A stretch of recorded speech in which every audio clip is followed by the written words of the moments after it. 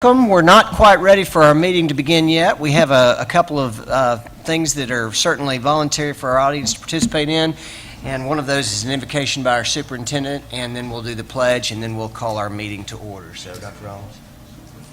Let's pray together.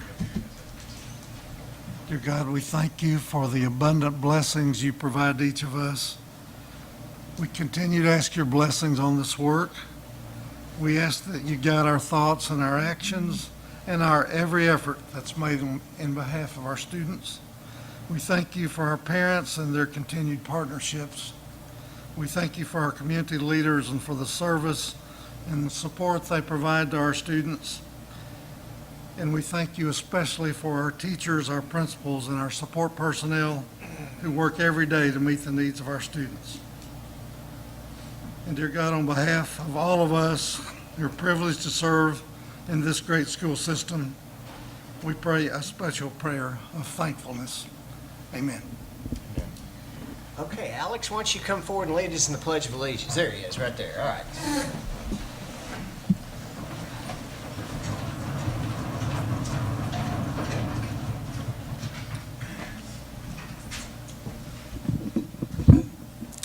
I pledge allegiance to the flag of the United States of America and to the republic for which it stands, one nation, under God, indivisible, with liberty and justice for all. We'll call you back in a minute.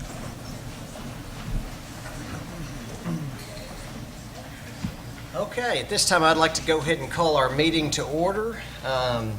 Dr. Rollins, I know that we've had our agenda for a few days. Are there any additions or corrections to our agenda? Mr. Luttrell, we've had a very special event take place in our district over the last 2 days.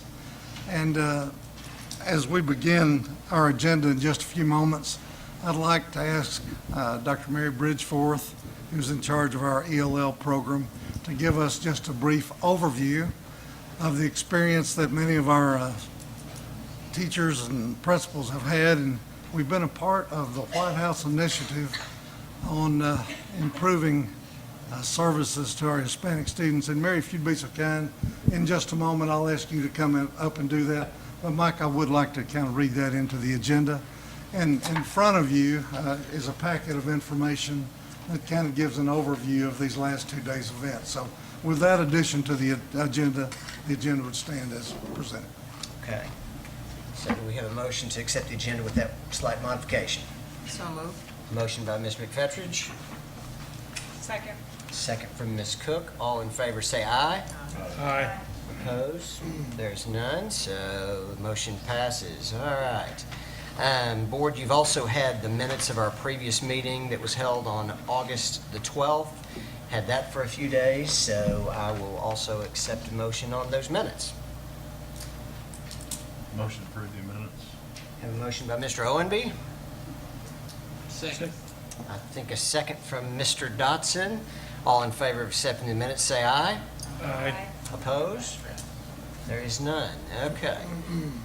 All right, before we get into our agenda for this evening's meeting, we do set aside some time for patron comments. We do this every month. So if there are members of the audience that would like to address the board, you may come forward. We just ask that you state your name, where you live. Please keep your comments to 5 minutes or less. We're not able to take action on your comments tonight, but it's certainly something we'll thoughtfully listen to and could reconsider at a later time. So with that being said, are there any individuals that would like to address the board? Okay, well, Dr. Rollins, with that, let's get started. Let me invite Alex to come to the microphone, and it's such a pleasure for me to introduce him personally. Alex, come on. I know you've been working on this speech for days, so let me give you a little introduction here.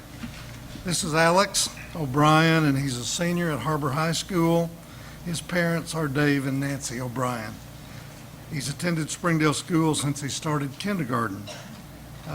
He's been very involved in the academic and rigorous academic programs at the school. He's taken AP courses in U.S. history and world history, in chemistry, literature, calculus, AB, and BC, and you may need to help me a little bit with that BC part. Physics C, language, and Spanish language. His favorite class is calculus. He's a member of the Har-BER High School Band. He's a member of the Quiz Bowl, vice president of his student council, member of the National Honor Society. He's a youth soccer coach and referee, and he plans to attend college after his graduation from Har-BER. He'll be majoring in engineering, and he also loves his band and wants to stay a part of that. We're very pleased to have you here, and I know the board and our audience would welcome your comments. As Dr. Rollins said, my name is Alex O'Brien. I'm a senior at Har-BER High School, and I have lived in the Springdale School District my entire life. They're my favorite schools that I've ever attended. I have attended Bernice Young Elementary, Helen Tyson, Southwest Junior High, and now Har-BER for my third year. Coming into Har-BER, one of the biggest things for me was trying to create my own identity, because as I was coming into it, I was coming in the shadow of an older brother who was very well known, who was an athlete and a big member of the school, trying to get involved through everything. So one of my biggest worries coming in was whether or not I was going to be able to make myself my own person and create my own identity at school. But that fear quickly went away once I became a part of the school, because I was able to shape my own identity by becoming a part of the band and joining in the AP classes and everything that Har-BER had to offer. And I quickly realized that Har-BER, like all the other schools in Springdale, had so many diverse clubs and groups and people there that it was easy to just become a part of them and create your own person while still being a part of the other things. So as I became part of, especially of the band, I quickly grew a group of 200 friends instantly before school even started, and grew my own identity through that. I am currently, after this school year, I will have completed 9 AP classes, which Dr. Rollins has mentioned, my favorite of which is calculus, because I think I have a math brain. I love to be able to solve the problems. And my current calculus class is taught by Mr. Travis Fink, who I believe is my favorite teacher, because I've known him for a while, as he is the coach of the Quiz Bowl team, which I've been a part of since my sophomore year. And this is my first year having him as an actual teacher, and just being in his class, I've seen how much he really loves his job and how much he cares about the students and getting them excited for what they're learning. And that's something that I feel like all of the students notice, and that gets them excited to learn about even something like calculus that a lot of them would think is normally boring. As far as extracurricular activities, it's already been pointed out that I'm in Student Council and National Honor Society and Quiz Bowl. Those are all things that I joined because I felt like I really wanted to be a part of Har-BER. I wanted to get involved in the school and try to improve it for all the students around me, try to get everybody excited for the school and the opportunities we've been given. But another big part of my life is that I used to be a soccer player, and even though I never played at Har-BER, I still was involved in going to the games, and I currently am a referee and coach for kids usually around 10 to 12 in the Fayetteville Parks and Recreation. As far as after high school, I plan to go to college, but I have not yet decided which college to attend. I've visited the University of Arkansas and Vanderbilt, and they are both big options for me, but I'm still planning to explore some others, so I haven't quite narrowed it down yet. And I plan to study in engineering. I'm not quite sure what type yet, because there's so many of them, but from the places I've visited, it seems like I'll have plenty of opportunity to figure out which one fits me best. I think that's all I have to say about myself. Are there any questions? Well, good. I promised him some really tough, difficult, tricky questions, Ward, so, let him have it. Let's see how quick he is. I know he plays in the band, but there's no mention of the instrument that you play. I play the alto saxophone, and I actually have a solo in the marching band show this year, so make sure all of you come out and see us at one of the football games. It's very exciting. Good. It's hard to always know who's in what uniform, so we'll know when you do the solo that it's you. That's great. Took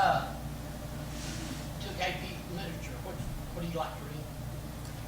I'm a big fan of just fiction in general, but I'm trying to get involved in a lot of classics. I've been reading The Hitchhiker's Guide to the Galaxy, if any of you know about that, and I enjoy Sherlock Holmes greatly. I just finished The Valley of Fear. One of my favorite books that we read in AP literature was it's been a while. We read The Awakening. That was enlightening, I suppose. But as far as the literature goes, most of the books that were part of the agenda for that class were actually rather interesting, which I didn't expect going into it. Read Stanley. Stanley. I watch the movies. Well, if you ever run out of books, I'm sure between Dr. Jones and Dr. Rollins, they can always provide you with another book to read, because they're good to do that with us, so we're good. Great job, Alex. Would you do, before you depart, will you introduce your parents for us too, please? These are my parents, Dave and Nancy O'Brien. Very good.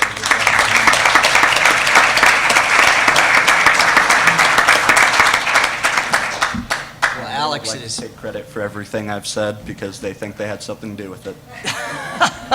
Which of course they did. They're wonderful parents. Well, I tell you what, we certainly appreciate you being here. Your resume speaks for itself. Certainly your presentation is good. Your family has been around, and your brother. I mean, you don't live in the shadow of anybody. I mean, you're an outstanding young man, and we appreciate you coming tonight. So good luck. Thank you. All right. Thank you.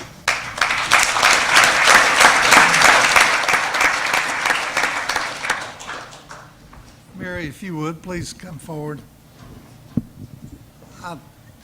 For those of us who are privileged to work in the school system every day, we have more than our share of great things that happen to us, primarily because of our kids and their families and the great teachers that support them, etc. But Mary, I need to say to you personally how very proud I am of the leadership that you've given to our ELL program. I know every teacher, every principal in the district would echo those thoughts. And I expect what's happened here over the last couple of days is really an extension of the work of this team that you've been leading for a long time. So share with the board and those in the audience what's happened here the last couple of days. Thank you very much, Dr. Rollins. It's very sweet. We have had a visit from the White House over the last couple of days in the district. I got a phone call about 3 weeks ago. President Obama evidently has 5 White House initiatives, and one of those White House initiatives is the White House Initiative on Educational Excellence for Hispanics. And they heard about Springdale, and they considered Springdale a bright spot in the nation, and they had a group who was going to take a tour across the United States to see the bright spots. And we just so happened to be the first stop on their bus tour, so we were very excited. We had a town hall event last night at Springdale High School. We had 4 panelists. Dr. Rollins provided a wonderful welcome, a welcome by Mayor Sprouse as well. And then we had, Dr. Rollins served on the panel.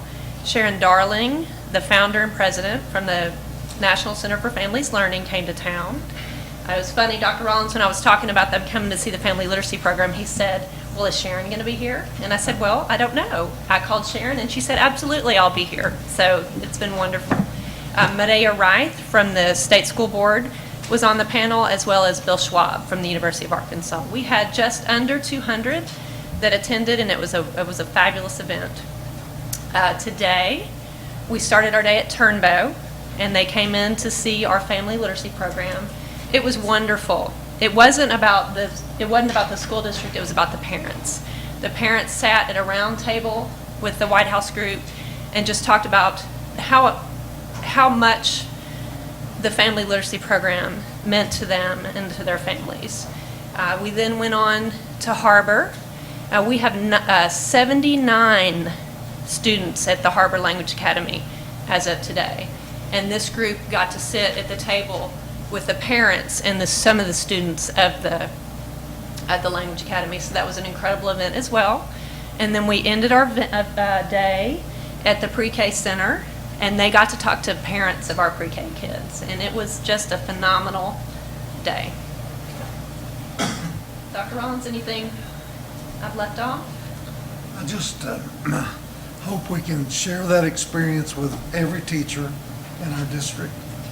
As we were just thinking together about how to share this story, it was easy to think of hundreds and hundreds and hundreds of teachers, and frankly, the thousands of hours they put together to grow their readiness to serve kids from all backgrounds. That is a phenomenal story. Board, today we have almost 500 Springdale teachers with ELL endorsements. Those things don't just happen. Great, caring teachers make that happen because they give of themselves in order to better serve their kids. And that's just one element that I think has laid the foundation that our kids are flying from now. I agree. Doing great. Well, I would just like to add to that. I just decided to casually run over to HAR-BER for lunch today, just because I knew that we had guests there, and I didn't know what to expect or what exactly I was walking into. But when you sit there and you begin to talk to folks from incredibly high-ranking positions of think tanks and different things, and they're from San Antonio and Los Angeles and New York and D.C., and they say, "Man, Springdale's amazing what you're doing here. We want to replicate it other places." It was unbelievable what they had to say about you and your team and Dr. Rollins, the recognition they gave to you and your administrators.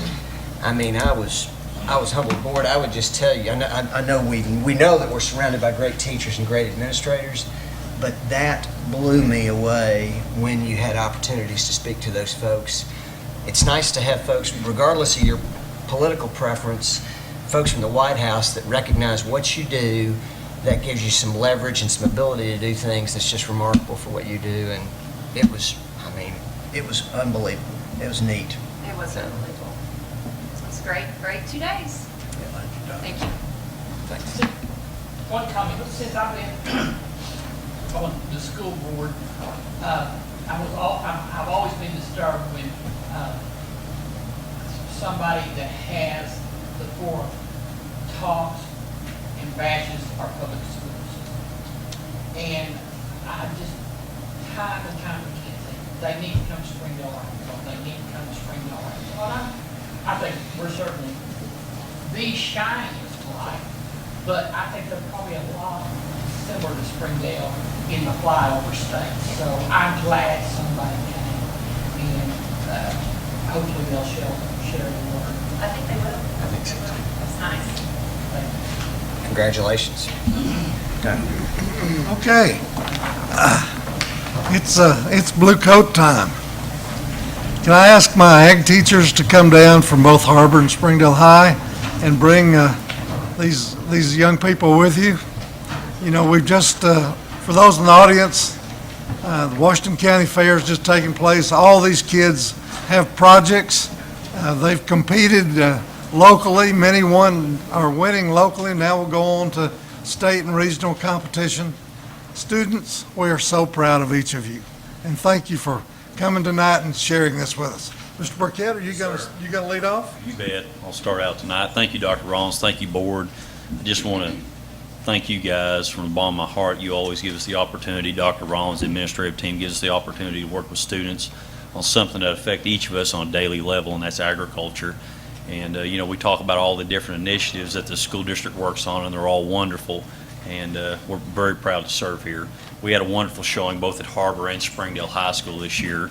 As always, there's many schools, very strong schools in Washington County, but our district leads the county many years in most of the events, and we'll share some of that tonight. I do want to share a little bit about our team. We have a lot of additional teachers this year. We were fortunate enough through the Race to the Top grant and with the support of our administrative staff and yourself to add the Agricultural Academy this year. And I think that really adds a lot of additional validity to our program because we have both our junior high teacher, Miss Pennington, she participates, so we recruit kids from 8th grade and even earlier on. We have Miss Lyons, which is our math teacher. She works with all of our students exclusively in our academy. We have Miss Edwards, she's our English teacher. And then we have a component that's pretty unique to our program. We also have a special needs or special ed component. So we believe in teaching every kid, okay? And Dr. Rollins and our administration has set up the platform. You guys have supported that. So we work with students that have some of the most, challenging needs in the school day, and we work with some of the brightest. And I just want to bring those folks along because they came to the fairgrounds. They supported our students. They work with our students. We're really applying real-world learning, the application of agriculture, both in math, in special ed, in English, and we're applying those principles to help our school district become more successful. We also have Mr. Rice and Mr. Ride Along. We had a wonderful fair season this year. We had 51 students that showed projects at the county fair. We provided the list. I'm not going to go through that list, but I brought a few of the students that were able to come tonight. We have a lot of students that ride the bus or unable to attend, and also many that work or involved in other sporting events. I know Mrs. Patrick, she plays on the tennis team. We have some football students as well. But we had a really, really good showing. I'm going to turn it over to Ben Anderson, let some of these folks share a little bit about their projects. Please ask them some questions.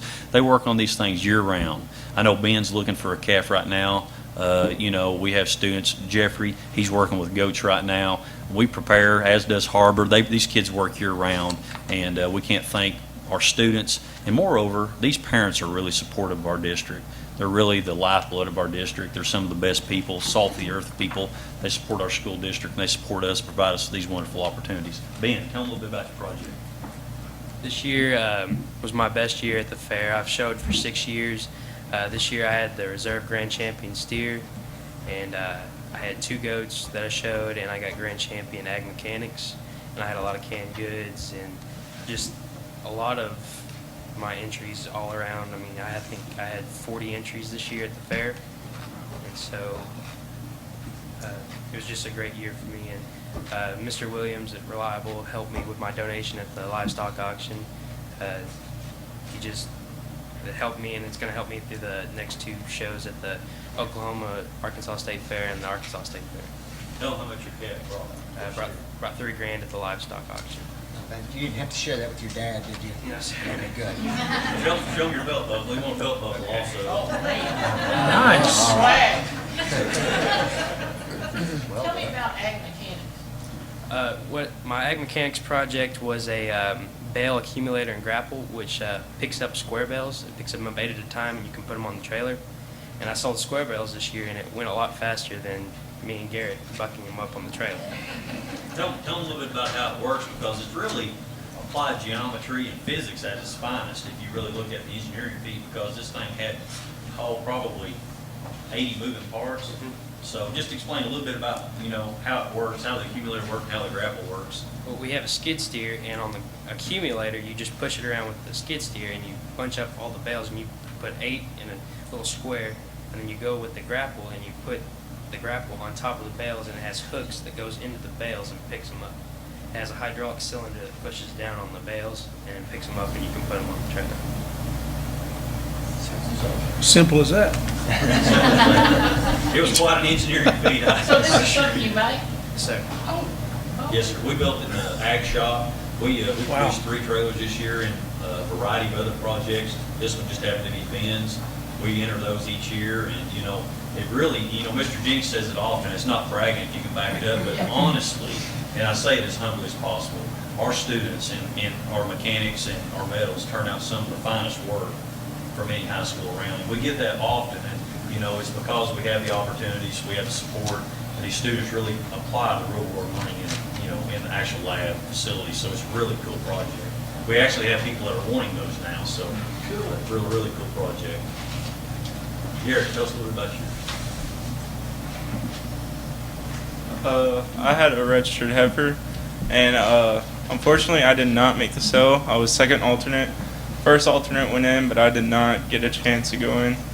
But this is my 3rd year to do it, and it's really fun. I mean, we get to stay up there for a week.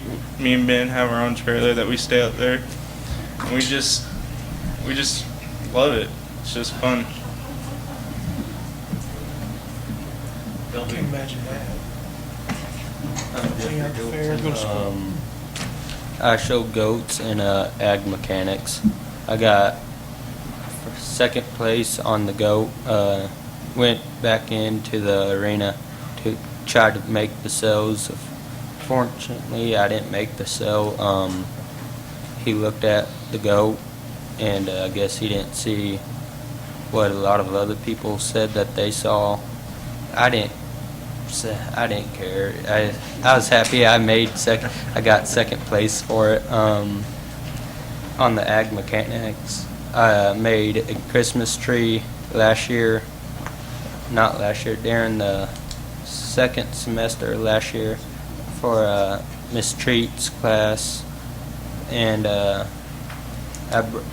brought it back up to the school, and we worked on it to fix it up a little bit, and we took it out to the fairgrounds. Got third place on it.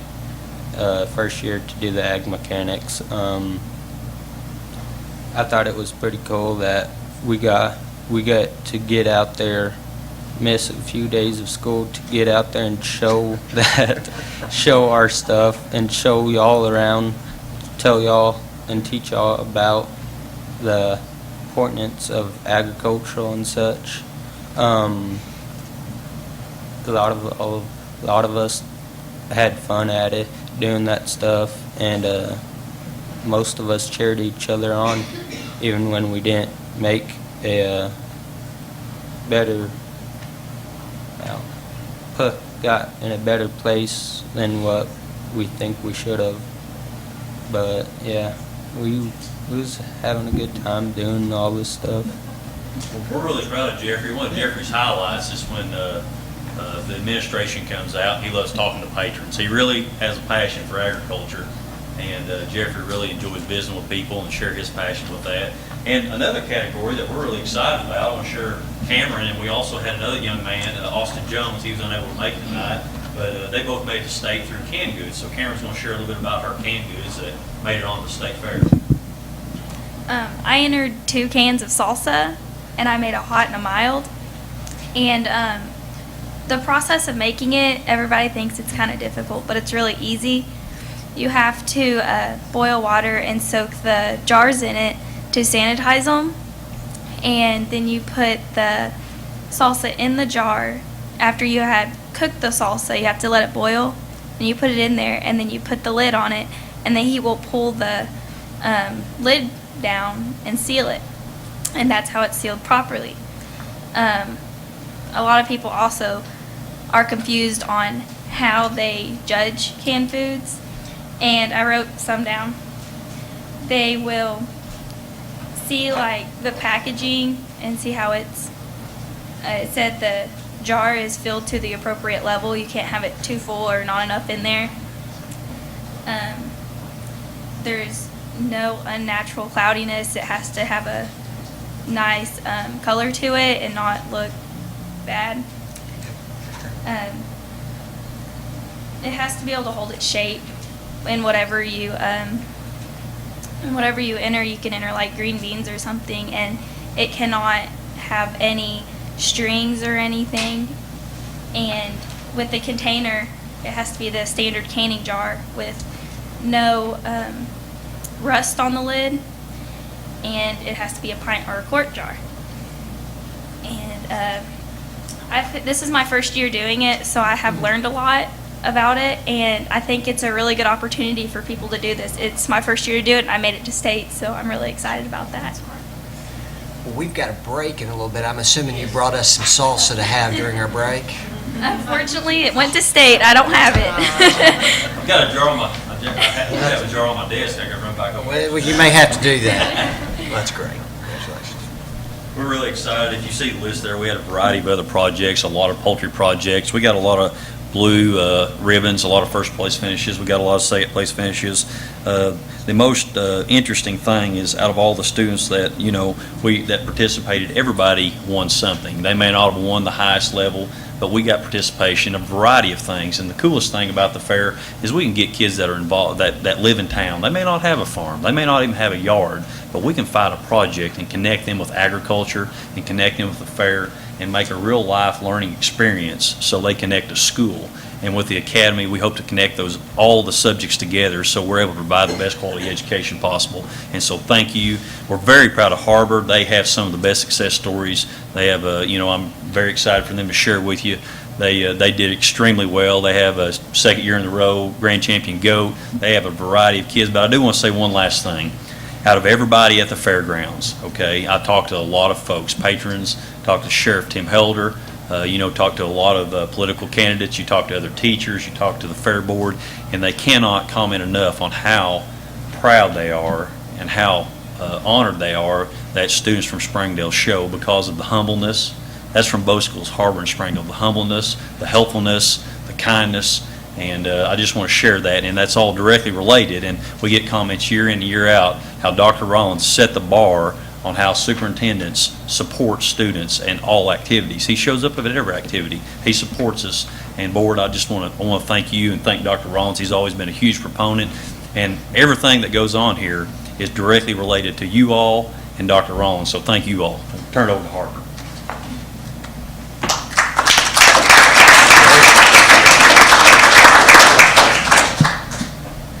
My name's Jim Hall. On behalf of Ms. Priest and I, we're here to talk a little bit about the HAR-BER FFA side. Let me get my glasses on. It says, thank you, Dr. Rollins and members of the board for inviting us to tell us about some of our FFA accomplishments this year. This is my favorite part of our ag program, these projects that the kids do during the summertime that we get to help them with, that we're involved with. This is, I don't say it exactly the way Dr. Brackett does, but it's individualized instruction, personalized instruction that the kids pick themselves, and that there's a lot of value in that. The kids learn a lot from that. So it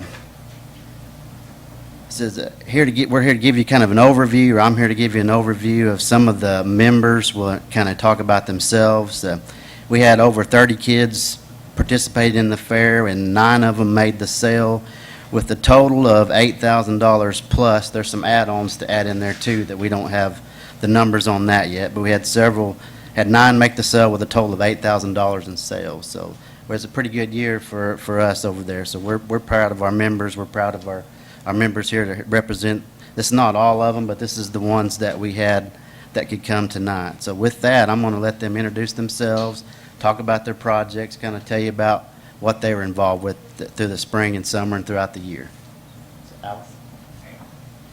I'm Allison Moreland, and I showed 2 registered Beefmaster heifers, and I was the only 2 there, so in that breed. So I won the breed, and I won both my classes, and then I got 8th overall in sale order, and then in the sale I received $850.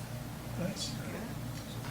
She shows in the summertime too, so she has some competition. So Yeah. she has good stuff. Just because she was only 2 there doesn't mean it wasn't quality. She Yeah. has good stuff.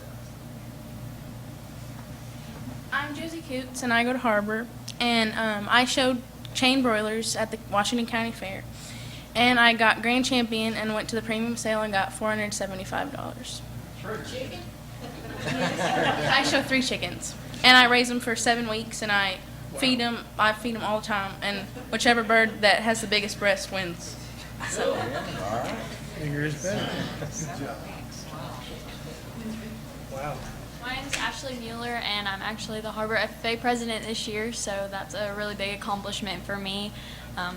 Without being able to do that, I wouldn't be able to stand here and talk to you guys. But I showed a market goat this year, and I actually received an SAE grant from National FFA that gave me $1,000 to help me with my project, and I showed a red wether in the market class, and I got a blue ribbon. I was 4th overall in my weight class and 6th overall market goat, so I made the sale, and I had support from Tyson, and my goat brought $550. My name's Jacob Etchison, and I showed a heifer and 2 goats and a pullet chain. My heifer got first in its class and made sale, and then my goats, one of them made sale, and then my pullets didn't make sale, but I took my heifer to the sale. My name's Zachary Stamps. I showed a steer, and I got first in my class and made 9th in the sale order, and I made $2,000. How much? $2,000. Well done. My name's Sarah Glenn, and I'm actually the vice president at HAR-BER this year. And I showed a market goat, and I did not make sale, but I did get a red ribbon. I'm Ray Dodgers, and I showed pullet chain birds. I got a white ribbon on them, and then I showed trio birds, and I got blue ribbon. My name is Logan Shamley, and I showed 3 chain pullets, and I got a 2nd place red ribbon. I have a question. Yes, sir. You know, the kids that make sale, they make X amount of dollars. Does that cover what they've got into it? It doesn't even begin to cover it, or what? How does that work? I mean, Most cases, absolutely not. A lot of times, the students are very happy to cover their feed bill. So, Okay. you know, I know in the case of particularly cattle, you know, it's not uncommon. You know, I don't know how much you had. It's not uncommon to have $2,000, $3,000, $4,000 just in feed. That's not taking into account the animal. So if you look at the amount of effort and the amount of expense and the amount of support the parents provide, it's really, really, you know, a huge effort. And, you know, you can't look past even the smallest projects. You know, poultry takes an enormous amount of feed, takes an enormous amount of effort. But when you get into larger animals, you're looking at, you know, a lot of money involved. You know, just even if you just want to participate at the lowest level, and these students are participating at the highest level, so it takes a lot of dedication.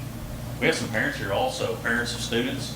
I'd like to recognize those. I know we can see Miss Glenn, Mr. Richardson. We got some other parents. Please stand up. Yes.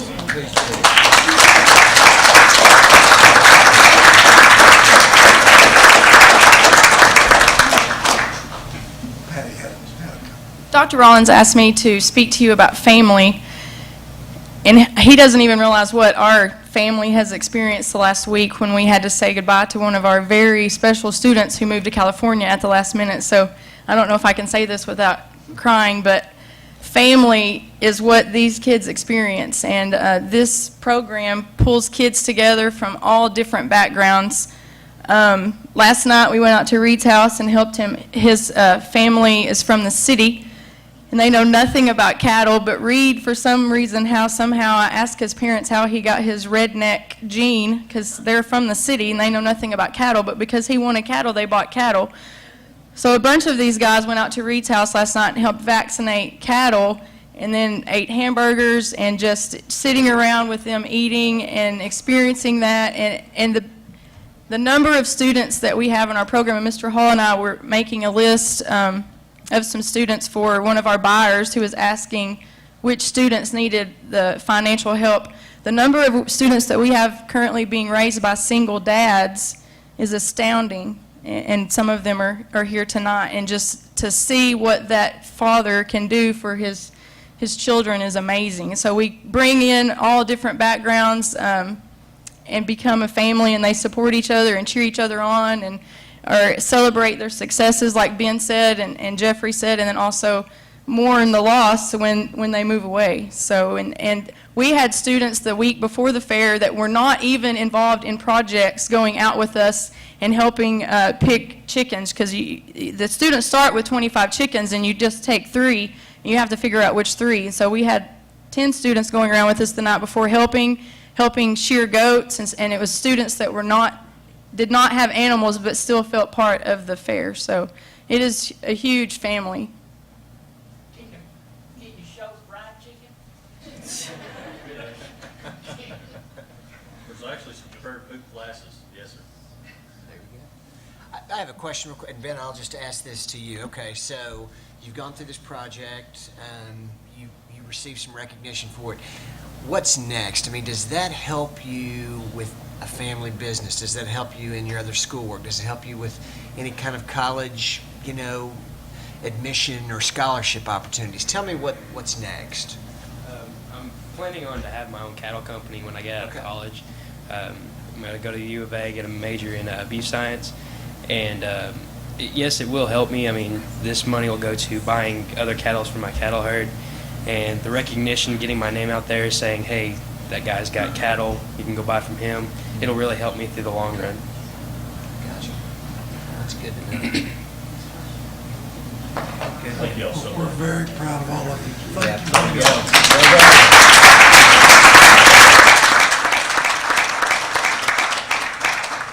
Don't forget that salsa next time. She's our reporter. Okay. Good job, y'all. Thank y'all very much.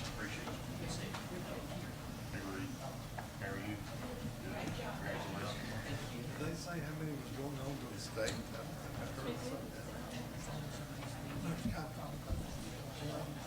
Tell your mom got high.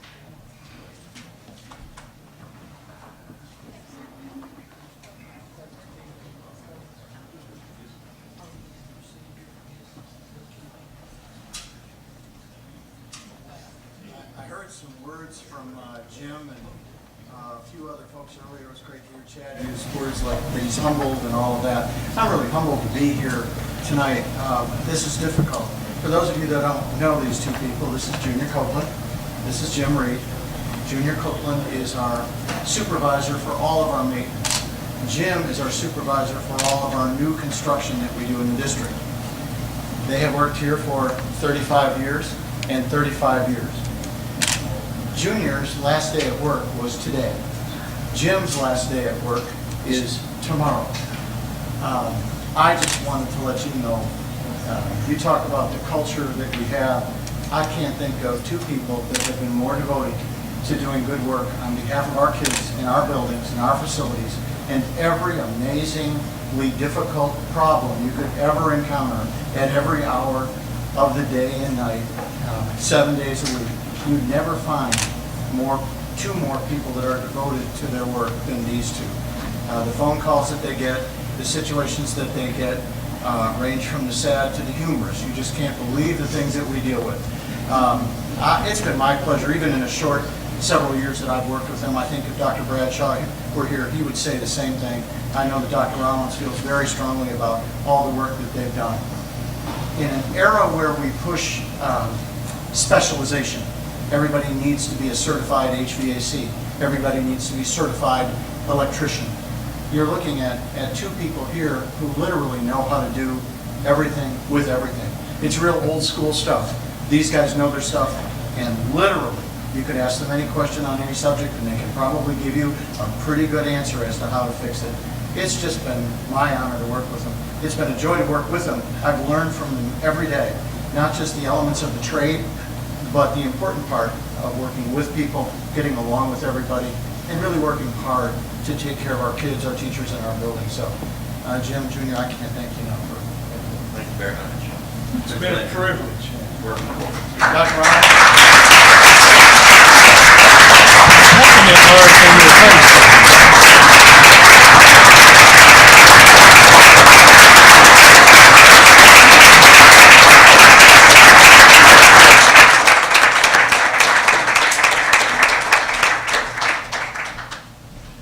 Thank you, board. Thank you, members of the audience. I say this quite often. Two of the biggest words in my vocabulary are thank you. And gentlemen, we thank you from the bottom of our heart for what you've done for our kids and our teachers in this community. Maybe you've got a spot in your new office or on the wall in your home, but we wanted to give you a friend of Springdale Schools flag. Thank you very much. And this is to Junior, with deep appreciation for his 35 years of outstanding service and dedication to the Springdale School District, during which as maintenance supervisor he oversaw facilities operations that distinguished this district as a model of excellence for the state of Arkansas. We hereby recognize James Junior Copeland as a true and cherished friend of the Springdale Schools. Thank you very much. It's been a pleasure working with you.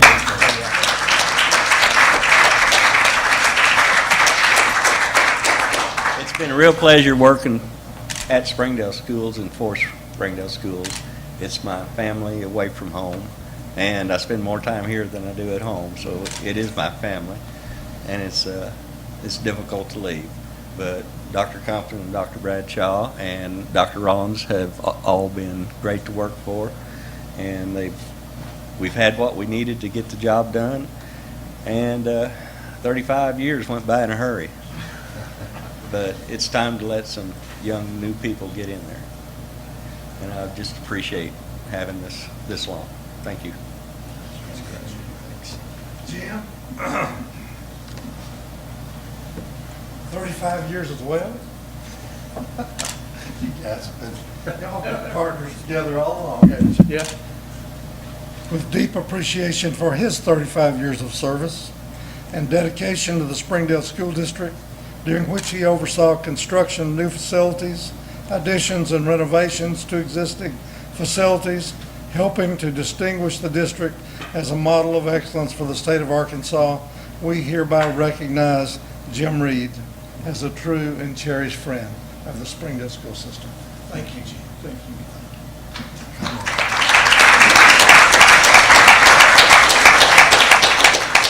It has been an honor. I'm also was a student at Springdale Schools, so that's been great.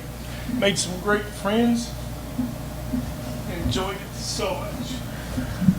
Now, I hope to keep on serving Springdale Schools as a city councilman in Springdale, Arkansas.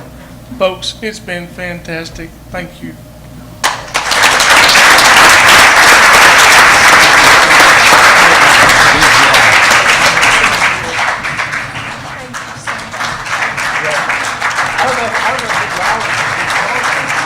Congratulations. Good luck to you.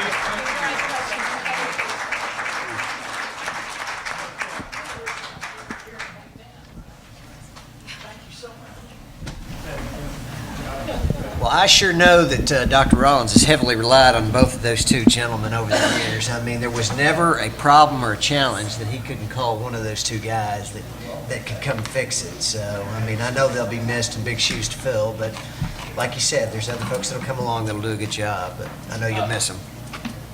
One of the things that I share with Mr. Copeland is this district never tears anything down. And my guess is those two guys are the reason. Yeah.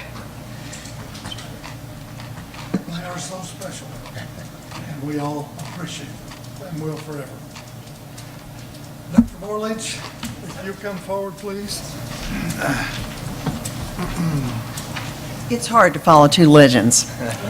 It really is. But I will tell you, I am very proud tonight to come before you. If you look on pages 23, 24, if you'll click on it, you'll see that once again, we have someone who has been nominated to the national level for the Presidential Award for Excellence in Mathematics and Science Teaching. This time it is Cassie Kotzer. And Cassie, are you here? Come on down. And how about if we let your principal and assistant principal come too? Okay, is that okay with you? I'm gonna read just a little bit about Cassie. Oh my, there's just not enough time. We don't have enough time tonight to talk about everything that Cassie does. But I'm going to summarize it all by saying it this way. She's got all kinds of awards on this list. She just got off of a boat, sailing around Alaska, wasn't it? Basically like a science teacher afloat. So this lady right here takes all those experiences and brings them back to her classroom. So we may have just said goodbye to a couple of legends, but I think we're standing in the presence of a future legend. Cassie, you want to talk to the board some? Sure. Thank you for having me tonight. I'll apologize in advance if you are over the age of 12. I tend to get a little nervous when trying to speak. But I'd like to thank Dr. Rollins and the board just for the vision and the encouragement that this district provides in STEM education. My recognition in the area of science is, I would assume, a direct result just of the focus that the district has placed on STEM education. I'm certain that part of what set me apart is just the liberties I've had in being allowed to think outside of the box. How encouraged I am by not only my friends, staff at the school, my administrators, but administrators and other teachers throughout the district. And just that I'm allowed to participate and miss some school to take off on these science adventures kind of all over the nation that help directly benefit and impact and intrigue my students to want to know more about it. So I'm honored to represent the district as a state finalist, and I look forward to many more science adventures in the future.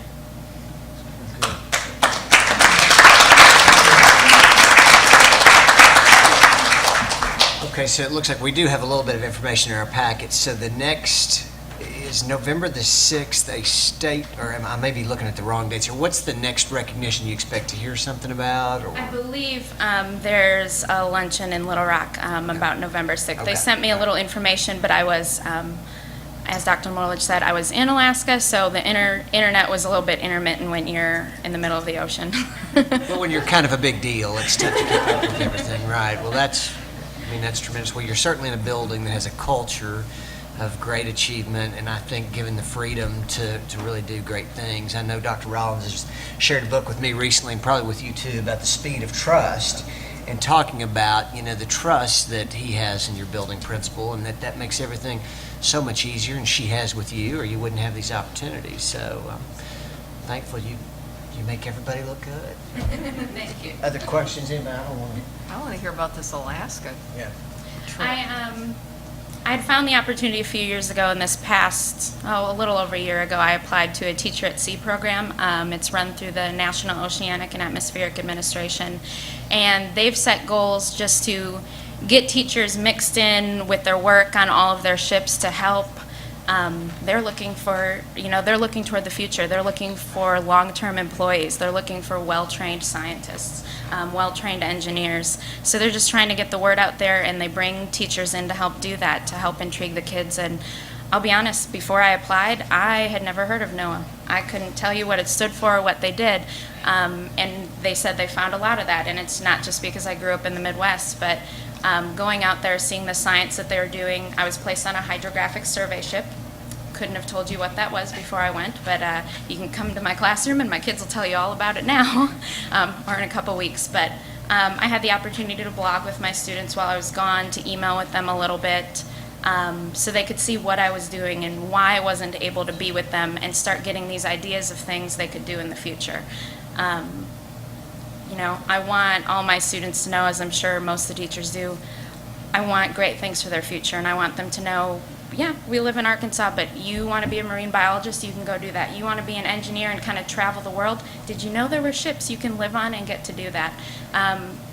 And if I can't take all the kids with me, which I did ask the commanding officer of my ship, and he kind of said, well, that might be a safety hazard to bring 112 kids to the ocean on a ship that only fits 60 people. But, thought I had to try. I want the kids to know that those options are there for them. And if I can't take them with me, I think the next best thing is I can come back excited about it. And we just have it's just such an honor and a privilege to be able to help influence kids in that positive way and get them excited as early as we can about the great things they could do in the future. So this was what, weather research? It was hydrographic surveys. We were mapping the ocean floor in kind of the most, I'm missing the word, but kind of the most pressing needs area around Alaska, where we found a shipwreck while I was out there one day mapping. So you don't see it in your data immediately, but as soon as you start processing, you get better ideas. And I sent that picture back to the kids right away. That was very exciting for me. And to get to see the engineering, everything it takes to run a ship. I had no idea that there were about 1,000 gas tanks below my feet. People work around the clock to keep the ship running in all kinds of ways. And the survey department works around the clock as well. So I learned to drive some different types of boats, learned all about the computer software that it takes to run every boat and run surveys. And I think thinking about how important it was, I was able to write back and tell the kids we found a couple dangers to navigation in a rather scary way. And I was lucky enough to be on the bridge helping at the command center one morning when we took off, and my roommate was one of the survey techs, and she was in the room kind of back behind the bridge, and her data was just looking kind of funny. So she just out of instinct turned the computer on to start recording. The draft on our ship was about 14 feet. We sat low in the water. We went over a spot that was marked to be something like 25 fathoms or 150 feet deep. It was 18 feet deep at high tide. That, I mean, a ship just a little bit bigger than ours would hit there and have immense problems. So we were in a fairly high traffic area. We were just trying to get out. The captain had pulled us in for the night to sleep a little bit more soundly in some calmer waters. And I think the kids could really, that was a good, not a good thing to happen, but it was good for my kids to connect to, oh, that could be really scary. And with all the traffic around Alaska, they're working hard to survey a lot of that area right now, just to keep commerce going and keep all of us as safe as we can. Excellent. What a neat experience. Well, we look forward to hearing more of the great news about you, and thank you so much to both of you. That's good. Well, Did you bring congratulations. some friends? It looks like you brought friends with you tonight. I bring some great friends that came from my hall. And they're part of the great support that also let me leave my classroom for the first 3 weeks of the school year and not have a complete heart attack about it. That's great. Well, we thank you. That's good. Thank you. Congratulations. All right. Thank you very much.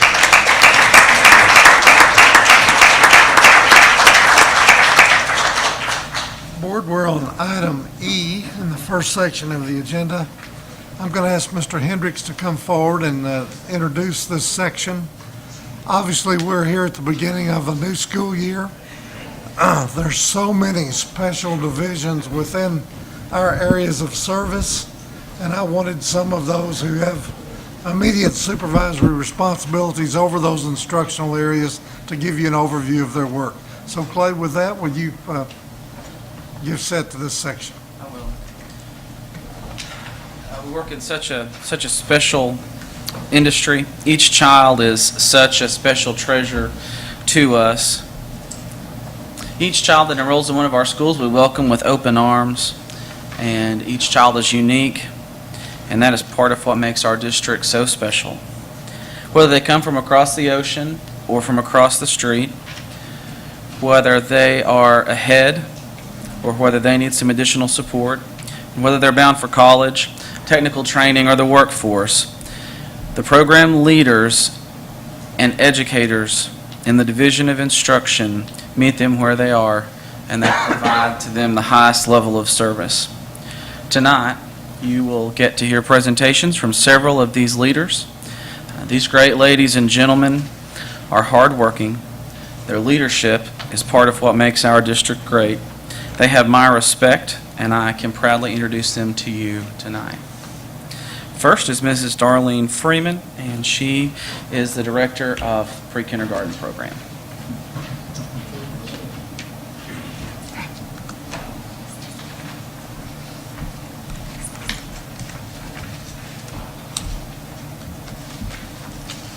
Good evening, Board.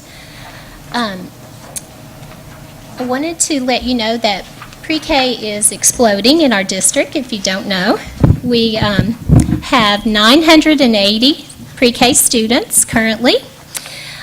Dr. Rollins is working really hard to make it 1,000 by the end of the year, and we talked with several people today that could make that happen for us, so we'll wait and see what happens.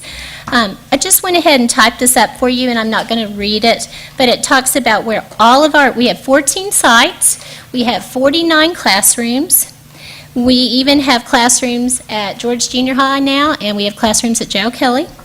And then at the bottom of the first page, it talks about all of our funding. We have 5 different funding sources. So I just thought that would be of interest to you. Then I talked about on the second page our early learning strategy and our demographics for this year. We were able to pull this off. Jacob helped me with this. Our Hispanic families, we have 64%. Our black families, 3%. Asian is 0. Native American is 1. White is 25. And Marshallese families, we have 7% or 65 students. 65 families, that is really up from last year. So our Marshallese families are starting to really engage in our pre-K. The last thing is just to let you know that we have Common Core units. Our pre-K teachers have developed those, and we work in conjunction with the kindergarten teachers. And so our kids have Common Core units just like all the other grades. Do you have questions? Or we had a great time today. Our Hispanic friends from Washington were very impressed with the engagement that our Hispanic families have in pre-K. They told us that across the nation, Hispanic families do not send their children to pre-Ks. And we can't keep our Hispanic families from coming. We shared stories like we would enroll 350, 400 students a day, and our families would line up at 5:30 in the morning, and the line would stretch all the way to our playground. So we are doing something right, and it's all of our wonderful teachers and administration and the board and everyone who embraces our families. So, questions? Keep up the great work. I know Thank they're you. keeping you busy. I appreciate it. Thank you. This is Dr. Christy Smith, and she's the Director of Special Services Department. Good evening. As of today, we have 2,065 children in Springdale School District who receive services under the Individuals with Disabilities Education Act. Each one of these children have access to what I believe is one of the best special education programs, not only in the state, but also in the country. We have the absolute best special education teachers, speech language pathologists, and school psychology specialists. We have the best support staff. Due to the support of central office administrators, our teachers and therapists and school psychologists have access to professional development that helps them stay on the cutting edge to assure that our children that have special learning needs have the same access to a rigorous, enriched curriculum as their typical peers do.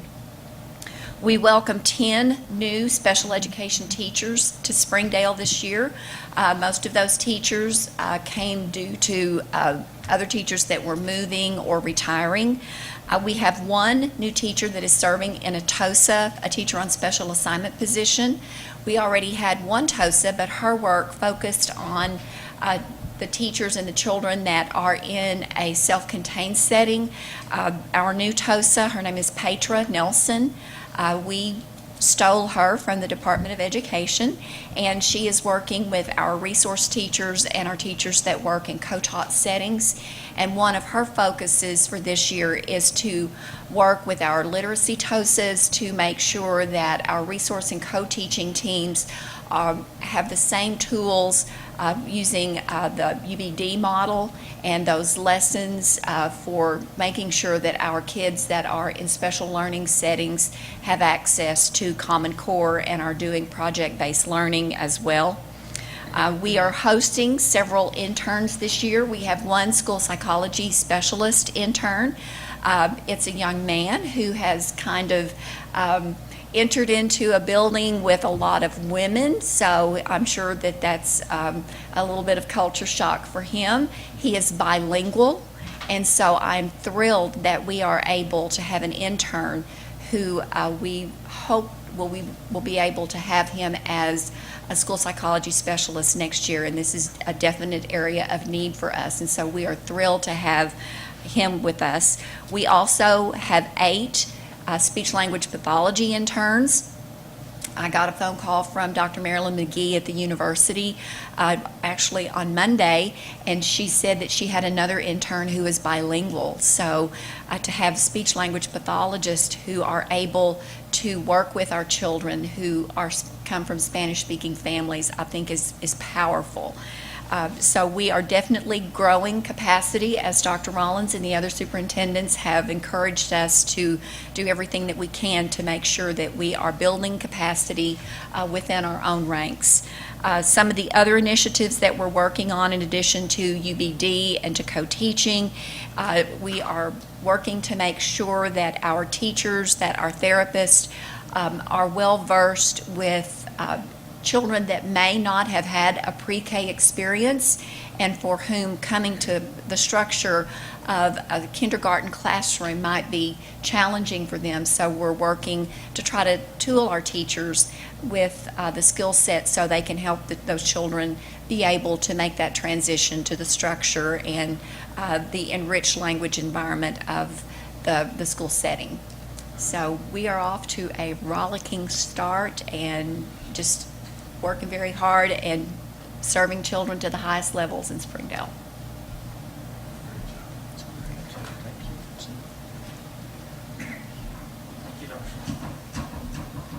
Next is Dr. Mary Bridgeforth. She is the director of the ESL program, and she'll be giving us a report on ESL.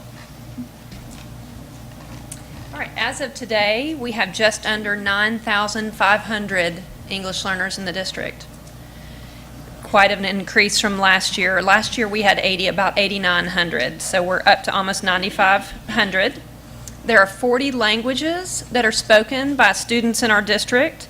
79% of the students who speak a language other than English speak Spanish. 19% of those students speak Marshallese. And then the other 1% speak Laotian, and then 1% speak a variety of other languages.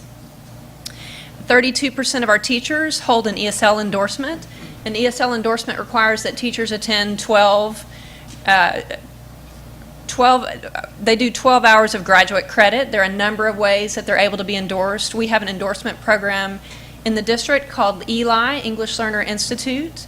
We have 25 teachers that are going to begin that program on Thursday, just in a few days. There are other opportunities for teachers to receive their endorsement that are district supported. We have the ESL Academy in the summer. We have a Project RISE, which is a project in conjunction with the University of Arkansas, and teachers can also go to the U of A and take those 4 courses. We have a number of initiatives out of our department. The first is a new initiative called English Language Development Classes for students who are L's in the district. We are piloting in a number of our schools.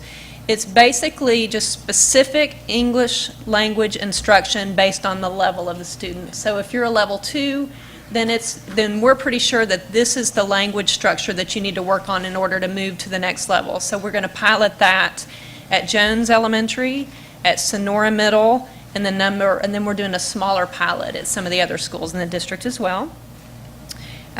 We have new English language proficiency standards that have been approved by the state board as of March, and the requirement is that all teachers who teach L's will use these standards.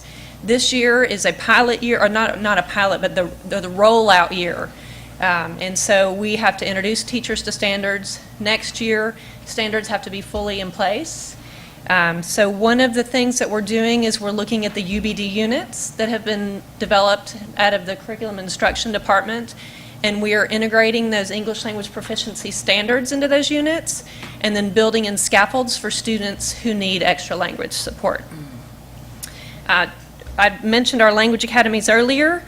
George Junior High Language Academy has 26 students. Last year we started with 9. So we're already at 26 at the beginning of the year, and HAR-BER has 76. One last thing, we have 14 family literacy sites this year. We added a site at Monitor, and we're very excited about that. Any questions? Okay, thank you. I did want to mention the language academy that she spoke of are students that have been in the country less than 1 year. So we have over 100 students in grades 8 through 12 that have been in the country less than 1 year, and so those are a little bit more than double what we had last year at this time. So these 3 ladies spoke about really special programs that are for special student populations. Next is Mr. Joe Rollins. He's going to talk about the iSchool, which is an exciting opportunity for any student.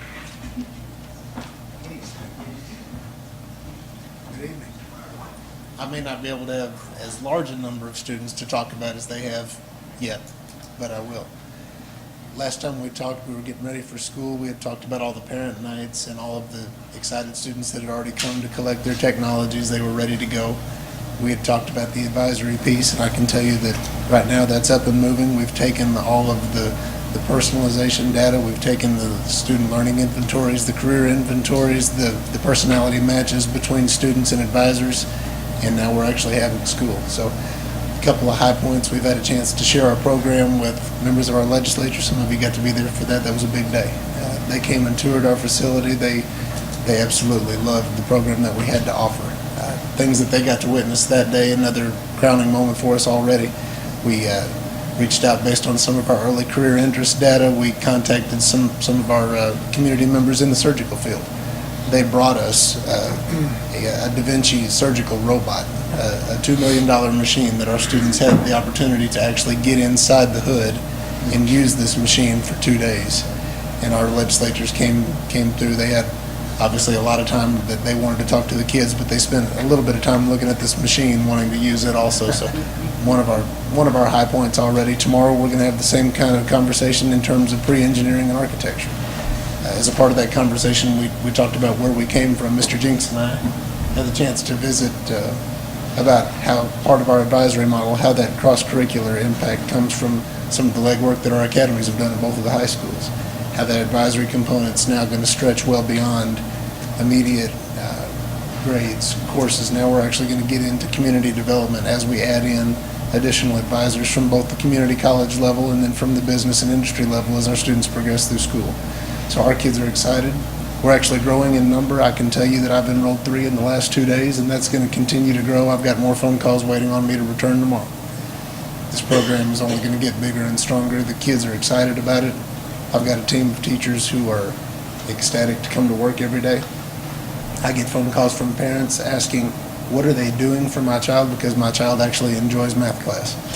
Those are the kind of conversations that I get to answer every day, and I'm sure glad to be here and be a part of it. So thank you for that. All 8th graders. Yes, sir. I'm looking forward to that visit. I'm not sure when it is on our schedule, but that's going to be neat. It is neat. The next 2 folks are going to speak to you. We'll start with Mrs. Rose Spalding, and she's going to present to you a piece about counseling program and our advising program. Ms. Spalding is an assistant principal, and so is Dr. Smith. All of our assistant principals have additional district level duties. And so through that, we get a lot of leadership for some really important programs. They get some experience leading district level initiatives, and we get to know more about who they are. And so that's the position that Ms. Spalding is in, and be happy to hear from her. Good evening. I wanted to talk to you about an opportunity that Dr. Rollins has presented to me this year, and it is to work in 3 areas or aspects of our district that also are combined with our Race to the Top grant. And one is working with our counselors throughout the district.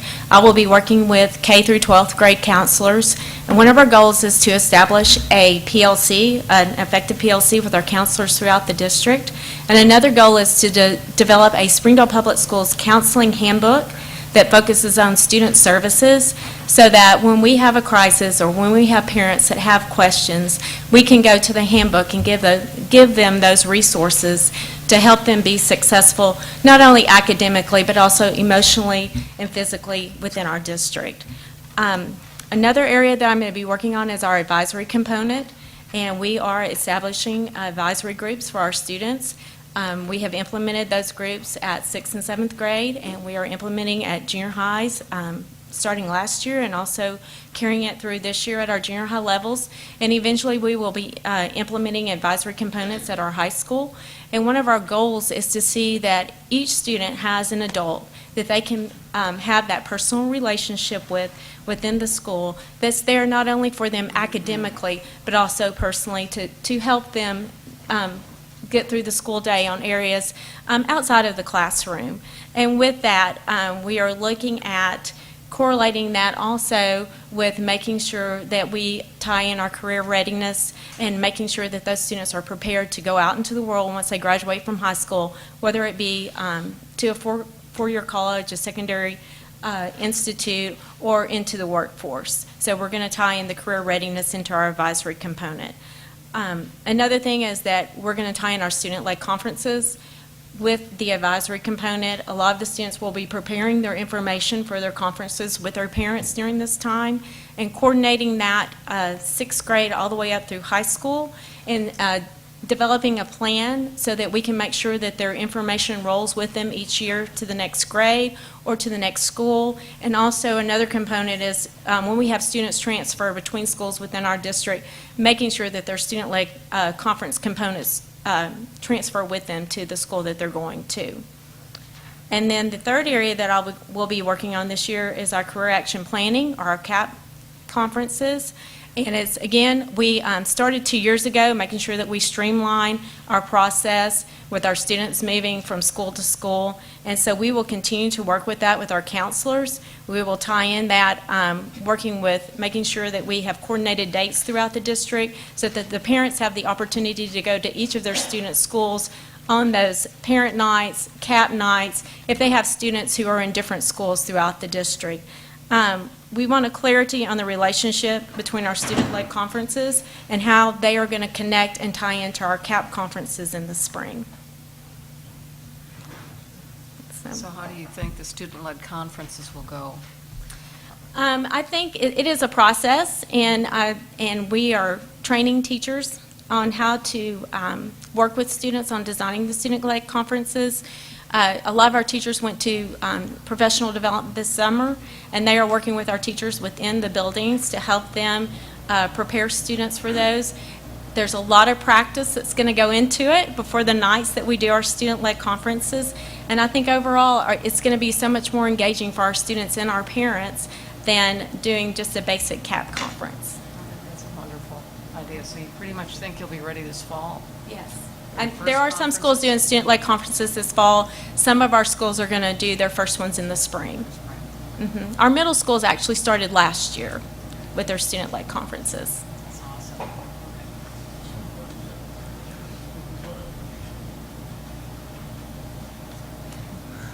Thank you. Thank you. And I failed to say, Rose is the assistant principal at Archer Learning Center. That's a new position for her this year. That's an exciting place to be, I know. Dr. Marcia Smith is going to talk to us about college and career readiness, and she's assistant principal at Springdale High School. Thank you. This position is a college and career ready coordinator for the district, and there's 3 areas that I'm going to be covering. One of them is the AP. One of them is the PSAT, which is the preliminary test going into National Merit Scholars, and then the ACT. This year we started out, before school even started, having a teacher-led, and you're going to meet him later, John Stewart, but he held a meeting for all AP teachers and pre-AP teachers at HAR-BER High School, and the focus of that meeting was on AP best practices, and the goal was to figure out what we can do to get better. And one of the things they covered is how they're going to build district capacity, and we have some great AP teachers in our district, and we needed to give them the opportunity to share some of their ideas. The other thing that they discussed at that meeting was how we can get more parent involvement and how we can communicate better with teachers through, or the parents through technology. We also looked at how we're going to use our mock exams and how we can better make predictions on where our students are. We followed up by having 2 building meetings. One of them was at HAR-BER, which was last night, and then one of them was at Springdale High School last week. And the goal of those meetings was to bring our teachers together to figure out what we can do as a district and as a leadership team to help those teachers get better. A lot of the discussion that we had was built on the meeting that they held before school, and these teachers really had some great ideas on how we can help them. One of the things they're going to focus on is helping make predictions, and those predictions will help them better understand where they are, have the students make predictions so the students understand where they are, which is a big component of self-assessments, and then working more toward building everybody's understanding. A lot of what they said was we need to have data to do this, so we're providing them with the data to help make better predictions and really get down to the needs of the students. The other thing we've done, and this happened the first week of school, is we held 2 PSAT meetings, and the PSAT stands for the preliminary SAT, but in 11th grade it is the test at that year that gets the students into semifinalist standings or possible finalist standings. We are waiting this month to hear about our last year's 11th grade students, who are now our seniors this year, to see if they will be announced as our semifinalist. This year's 11th graders, when we had the meetings, we broke it into 10th and 11th grade parent meetings. We felt that the needs right now are different. The junior highs are doing a great job preparing the 9th grade students.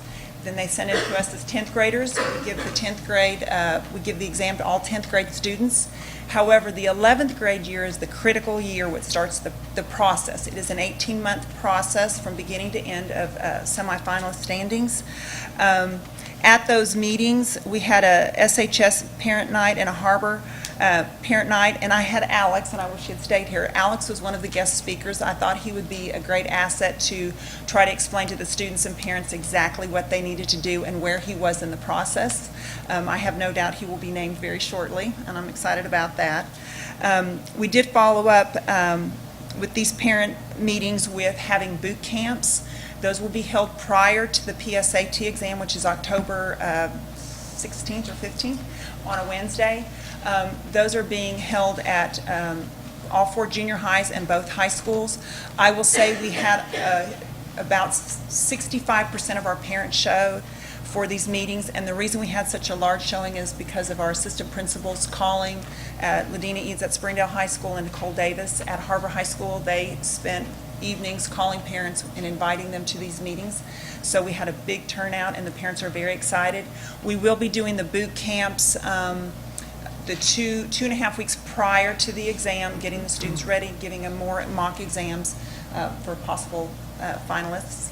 And the last thing, we are just starting now on the ACT, but we are getting student assessments to figure out where they stand in the ACT process and what support we can give them to help them improve their ACT scores.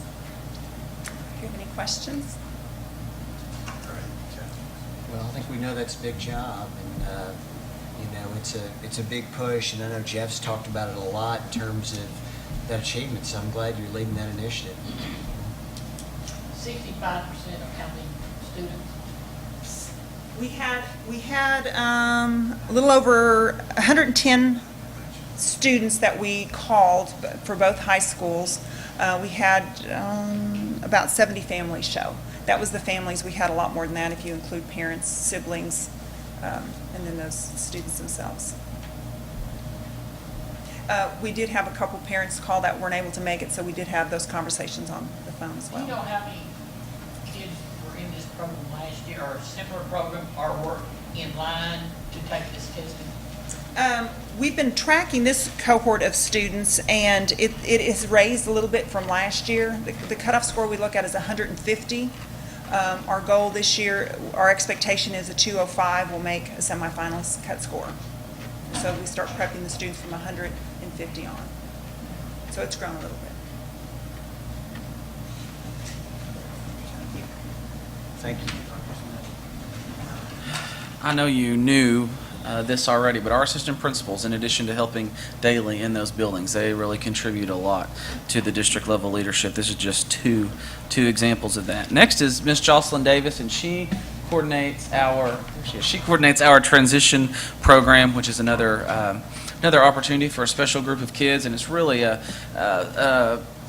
opportunity that we are happy to be able to give our students in Springdale. Good evening. The transition program and services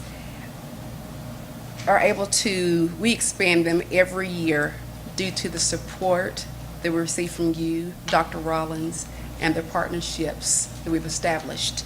And as a result, we have 4 high school to work programs. We have a new one. It's through ASN, Arkansas Support Network, and through this program, we basically are affording students an opportunity to obtain pre-vocational and vocational skills, hands-on career exploration, to prepare them for the actual work, the world of work. So this takes place in the classroom, and they really dive into the career aspect of their interests and strengths and weaknesses and why they want a certain career. And then they take that and they are able to complete different activities, and they also tour the community. That's new, and we have 9 participants this year, and it's really focusing on our sophomores. And then we have the Elizabeth Richardson Center, which is our supported employment and sheltered workshop setting, and both Springdale High and HAR-BER High students participate. We have a total of 45 participants, 31 actually attend or participate at Richardson Industries Tuesday through Thursday. And then we have 14, and they need more support. There's 14 of those students, and they actually are from HAR-BER and Springdale High, and this is the Life Skills program on Ford Avenue, so it requires more support. Our third School to Work program is Lifestyles, and the students actually are in the community working, and we have 16 slots. Some of those job sites are Advanced Auto, Goodwill, Little Blessings, and Harp's grocery store. So we're waiting for Harp's to open. And these students are able to not only obtain work experience, but they also receive pay while earning school credit. Our next program is our Project Search, which is a School to Work program, and we're partnered through Lifestyles, but it incorporates Arkansas Rehab Services, Washington Regionals, and that's the actual work site where the students go. So really they're called super seniors or second year seniors. They've graduated, they've earned the credit, but they want to take this additional year to participate in the hospital, and they rotate every 3 months in a different site, so when they leave they have a unique skill set. And Lifestyles help them to get a job. Once they graduate, then they get their diploma and they're finished. We also have something new this year we're going to offer for our 11th and 12th graders this fall is a college fair just for students with disabilities. And we'll have the vocation of the community and, of course, the university. And that's going to be in November, which, of course, our transition fair is normally in the fall. We're moving that to the spring, but we're opening it up to our 8th graders. So usually, it has been in the past, 10 through 12. We moved it last year to 9 through 12, and this year it's the 8th through 12th grade. Because transition, you're constantly transitioning from one phase to the next. So we want to include the 8th through 12th graders. And Springdale Schools has been we've been selected basically, to partner with Arkansas Transition Services and Arkansas Rehab to participate in a pilot program called Circles. It's free of cost. And basically, it's a new way of offering transition services. It's going to incorporate district level administration, classroom teachers, parents, and it's free because we agree to go through the workshops, whether it's webinars, face-to-face meetings. We go through the training this year, and then we implement it year 15, 16 for data collection purposes and so on. So are there any questions? So the 8th graders were excited to get in this program? Oh, well, for the transition fair, they will be, but they don't know about it yet. Okay, Well, that's super. thank you. Thank you very much. Finally, for this section tonight, I'm going to give you a few pieces of information about accountability from last year. Last year was the last year that we'll use the ACTAP series of assessments that we know as benchmark and EOC. We've basically been using those since shortly after the No Child Left Behind Act of 2001 and Act 35, which is an Arkansas law that came out after that. In the last few years, and I've shared this with you before, and it's problematic, but in the last few years we have implemented new standards and curriculum. We have had to do that. But we have still been using the old test. So we've had a misalignment between our curriculum and our test. And so we know that's been a problem. Although our testing data has been pretty good through that, even though we know that there's been a misalignment. So I've got a few general facts about what we're seeing this year from the data that we've been looking at.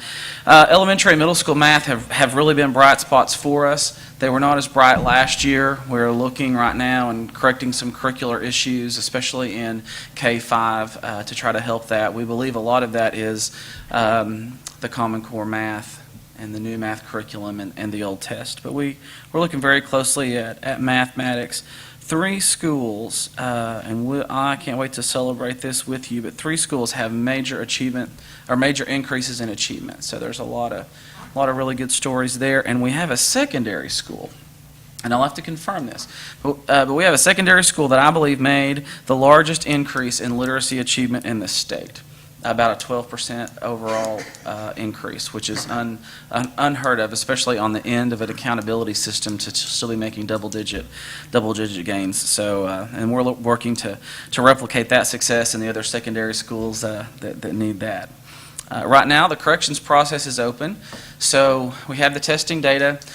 And because it's data and there's so many kids and each kid has so many data points, we're going through and we're sending corrections into the Department of Ed. Sometimes kids are just classified wrong, or they're highly mobile and they're not counted like that, or whatever. So we're going through all those corrections. That process will close soon. We expect to have our final status and determination sometime in November.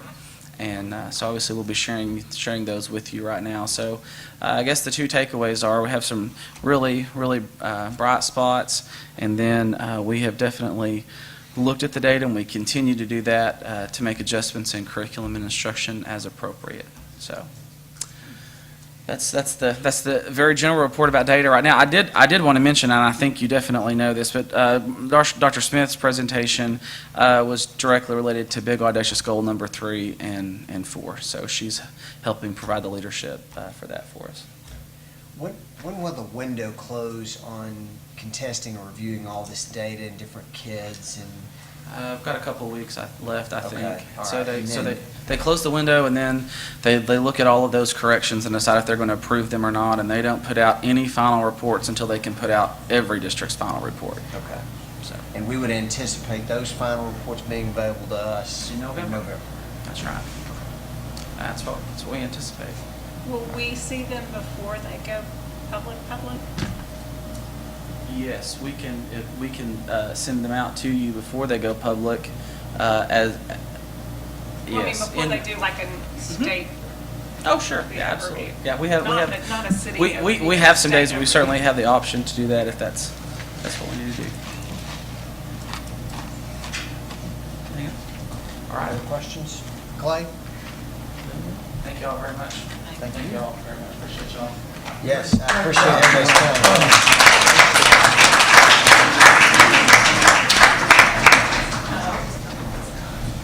Ms. Spalding, Dr. Jones, are you ready? doing amazing. You've got a lot on your plate, especially for being a brand new assistant. Wow, very impressive. Just take care of yourself. It's my pleasure to introduce our colleagues and friends that we are getting to know very well from the UCLA Center X. They are here to put names with faces, with programs. All of the complexity of the evaluation model is in your packet. Their credentials are clearly spelled out in the evaluation overview on page 15, but one of the most significant pieces that may or may not resonate with you is that they are listed as a part of the What Works clearinghouse of resources when it comes to evaluation work, particularly with U.S. Department of Education projects. So we are pleased and thrilled that they're here. And Dr. Rollins, I'm going to turn it now over to Dr. Renee Avery, or Laureen Renee to her friends, thank you. And she'll introduce her team and share whatever comments she has. It's a pleasure to be here, and I am Laureen Avery. Most people call me Renee, so but one person.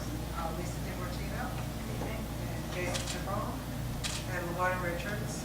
This is our team. We have one more staff member on the team, Dr. Juan Lopez, who's back in Connecticut right now. This is it. These are the only faces you'll see on this work. And we are in the middle of a 3-day visit, and this is our first opportunity to really get into the schools and talk to some of the teachers and the students, and we're just having a great time. And we want to thank you for the opportunity to work with the district. It's a lot of fun. And I think it's important. Their office that Dr. Avery is associated with is housed in Connecticut. However, LaWanda is here from UCLA, California. So both sides of the continent are represented. But take the time, please, to read the evaluation overview. It's still evolving. This is a complex project.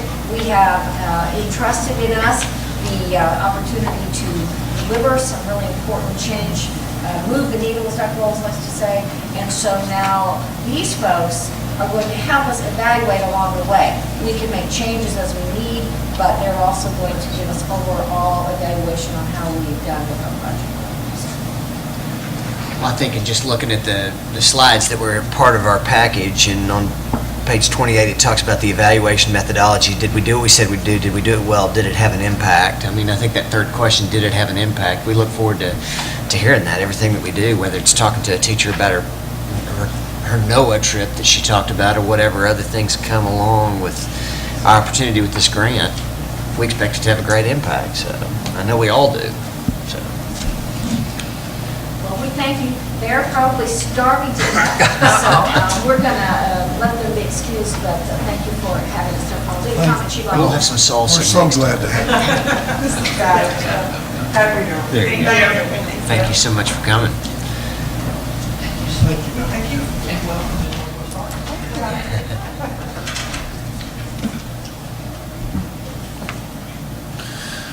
Okay. Marcia, does that conclude your section? All right. Okay, you're dismissed. Mr. Tenney with Bowen and Shell Construction Company. I think Mr. C is going to accompany him. Dr. Compton, if you're brave enough, you can come right along as well. Or you're just going to sit right there? I understand. Well, Board, as you know, we've got a major facility that is to be opened the 19th of this month, and these gentlemen have just done phenomenal work to give us some hope to get that done. So, Patrick, we welcome your comments. All right, thank you. I don't see how I can hardly give a report on a stadium project without using at least one sports cliche. So Rick, we've been in our 2-minute offense for about 5 months, it seems like. And nonetheless, yes, there's a whole lot of work going on out there. I'm sure you've all driven by and seen it. Just about everything's going on right now. I'd say over the last couple of weeks, if you drive out there, there's going to go anywhere from 50 to 75 workers out there on any given day. We've been working 7 days a week for really several months probably, and certainly Saturdays the whole duration. Immediate things that are happening, pouring sidewalks. We've got about 11,000 square feet of sidewalks left to pour. We're doing about 3,000 square foot a day, so given a few more days of good weather, we will have those completed by this weekend. Fencing is going on. The chain link fencing has started. Posts are being set, so that process is well underway. The ornamental fencing that you'll see around the west side at the front entry to the stadium, that was supposed to start today, or maybe it's starting tomorrow. I'm not certain of that detail, but it's about to start. We expect to work closely with WD&D over the next few days. They will be out there Thursdays when we're scheduled to start a punch list process on the east side concourse, and then Monday on the west side in the press box.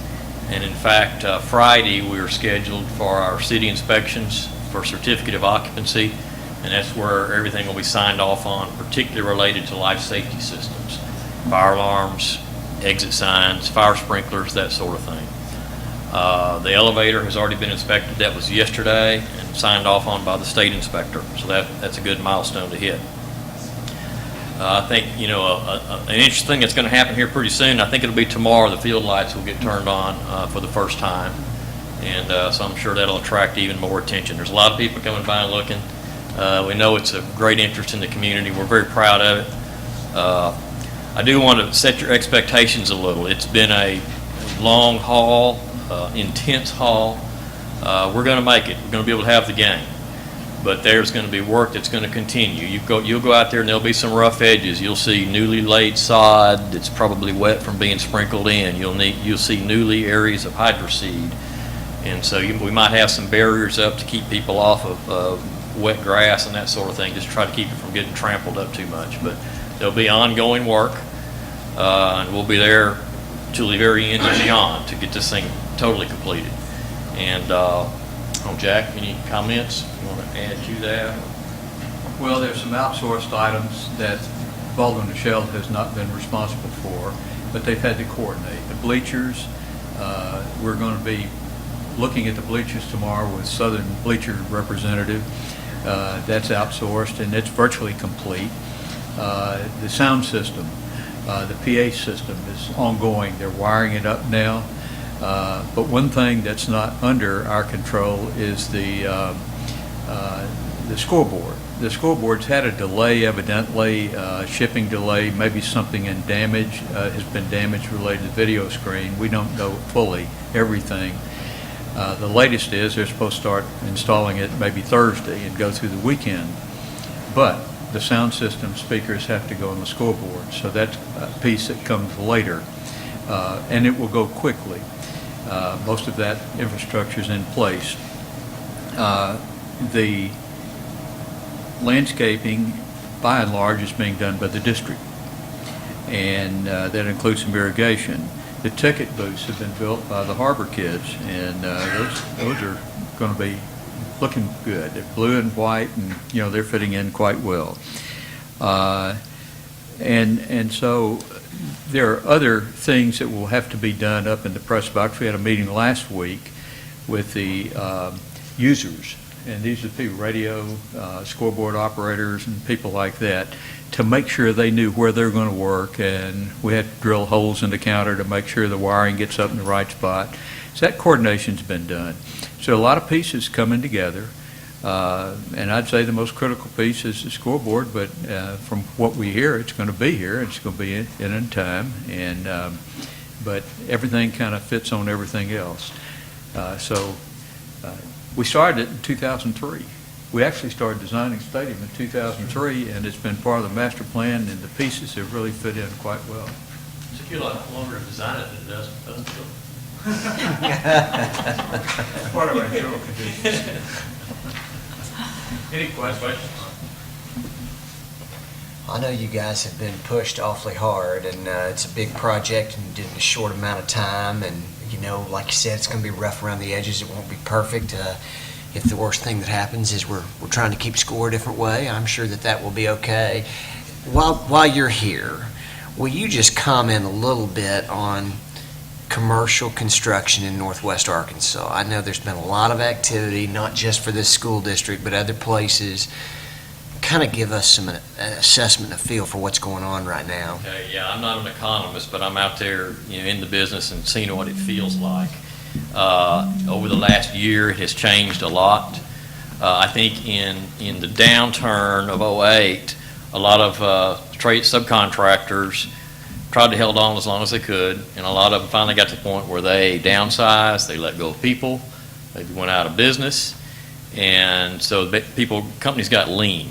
And now it's really ramping back up. We hear it from subcontractors all the time whenever we have a project that we're seeking prices on, that they are getting inundated with invitations to look at other work. There's a lot of other projects they're getting opportunities to bid on, and it's become a different climate. That may not hold for the long term, but what's happened, in my opinion, the companies have downsized and they're not able to look at much work, so they're getting selective at what they look at, and then all of a sudden that affects the prices that we get on bid day.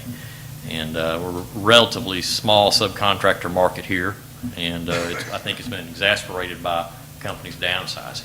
But yes, things are picking up.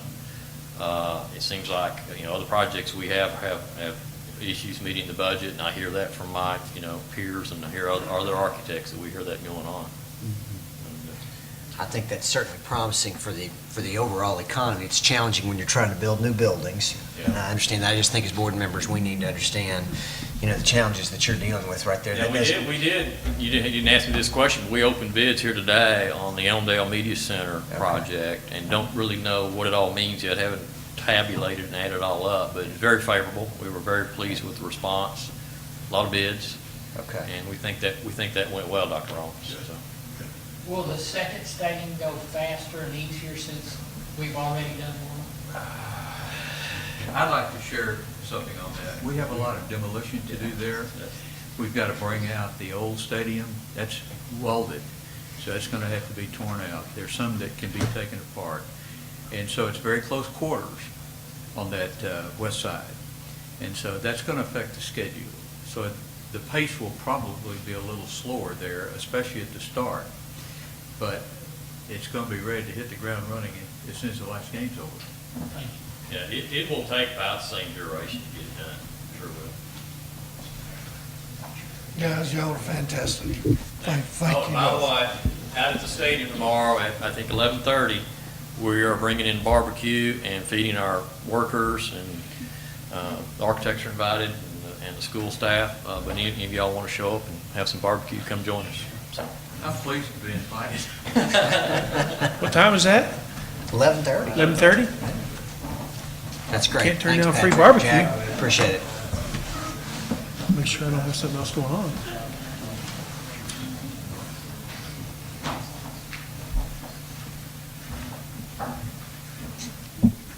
I heard him say, well, yeah, we'll get it done. Didn't you hear that, Michael? Of course. I'm sure you've got them on speed dial, right? These guys they are pros. They really are. Board, for the last couple of months, we've been looking at another construction project, specifically the Media Center Classroom Addition at T.G. Smith Elementary. You're aware that our goal early on was to build a facility that had some extra classrooms to kind of help us get down the road to the opening of our next elementary school in 2016. But our budget and the marketplace conditions just didn't allow us to do that. So the last 6 weeks or so, we've been looking at revising the design of the building and bringing it more in line with facilities like at Jones and Westwood and so forth, which are beautiful additions. In front of you, Mike, is a very brief recommendation that would illustrate the adjustments that we've made to get this closer to the amount of monies that we had available. When we first started our preliminary work, we thought these projects could be done for about $1.75 million. Again, the marketplace is different today than it was at the time we estimated, but you have a recommendation that we accept. Do we have a separate attachment other than what's in our agenda, that line item? Yes. Should we have a, okay, hang on just a second. Let me just give this to you. I thought it was in front of me, but maybe I have one. Thank you. You have one now, don't you? I was almost afraid to ask. I thought I missed something.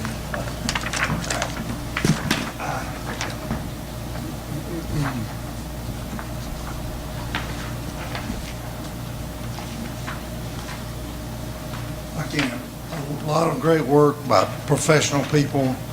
I appreciate very much the participation of our subcontractors to help us. I certainly appreciate the Flintco Construction Management Company. I appreciate our architect, Mr. Jacksey, and his firm, Wittenberg, Deloney, and Davidson. And I think we have a quality project that's very serviceable in terms of the need, and perhaps better fits the site at Smith, given the fact that that's a pretty tight site anyway. But this recommendation reads, our administrative team recommends that the district enter into a contractual agreement with the Flintco Constructive Solutions for the purpose of constructing a media center classroom addition at Smith Elementary School, with the stipulation that the agreed upon guaranteed maximum price for that project will be no more than $1,851,660. So you can see that we've gotten it very close to what the anticipated budget was some 3 years ago. And I think Flintco's ready to go to work on that project, and I would recommend that we proceed. More So- questions for Dr. Rollins? When would that work begin and approximately be finished? I think they really have this on an accelerated time schedule. They think they can do this work in 6 or 7 months. And so I think, Jack, did they settle on a date in October or so? About October 15th to begin the construction. Okay. And Dr. Compton and his team has worked diligently with the construction management firm to help get the site ready. We've had to relocate playgrounds and so forth in order to make this addition work. But it will be a beautiful addition, much like you're very familiar with. So it'll definitely be done by next school year, ready to go, Now, if not It is our hope that it'll be ready to open in the fall. Okay. And you heard Patrick say now, the second piece of this conversation is that the bids were open today, those bids are being analyzed, and in the next few days, we should know how that package came in specific to the Elmdale Media Center classroom edition. Are they similar size? They will be, yes.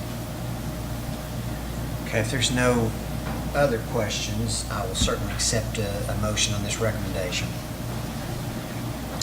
I'll make a motion to accept the recommendation to build the Smith Elementary School Media Center with the guaranteed maximum price of $1.851 million. Okay, we have a motion from Mr. Hutchinson. Is there a second? Second. Second from Mrs. Cook. Any other questions or comments? If not, all in favor say aye. Aye. Opposed? There's none, so motion carries. All right. On the agenda, Mr. President, is just an announcement about the regional meeting for the Arkansas School Boards Association, and you can see that date has been set for October 20th, and we'll get to tour the new Elkins High School and maybe get a personal tour, Megan. Do you think that's possible? She can show us around. As you know, Megan was superintendent of the Elkins district as that school was planned and being brought out of the ground, so I'm really anxious to see that work.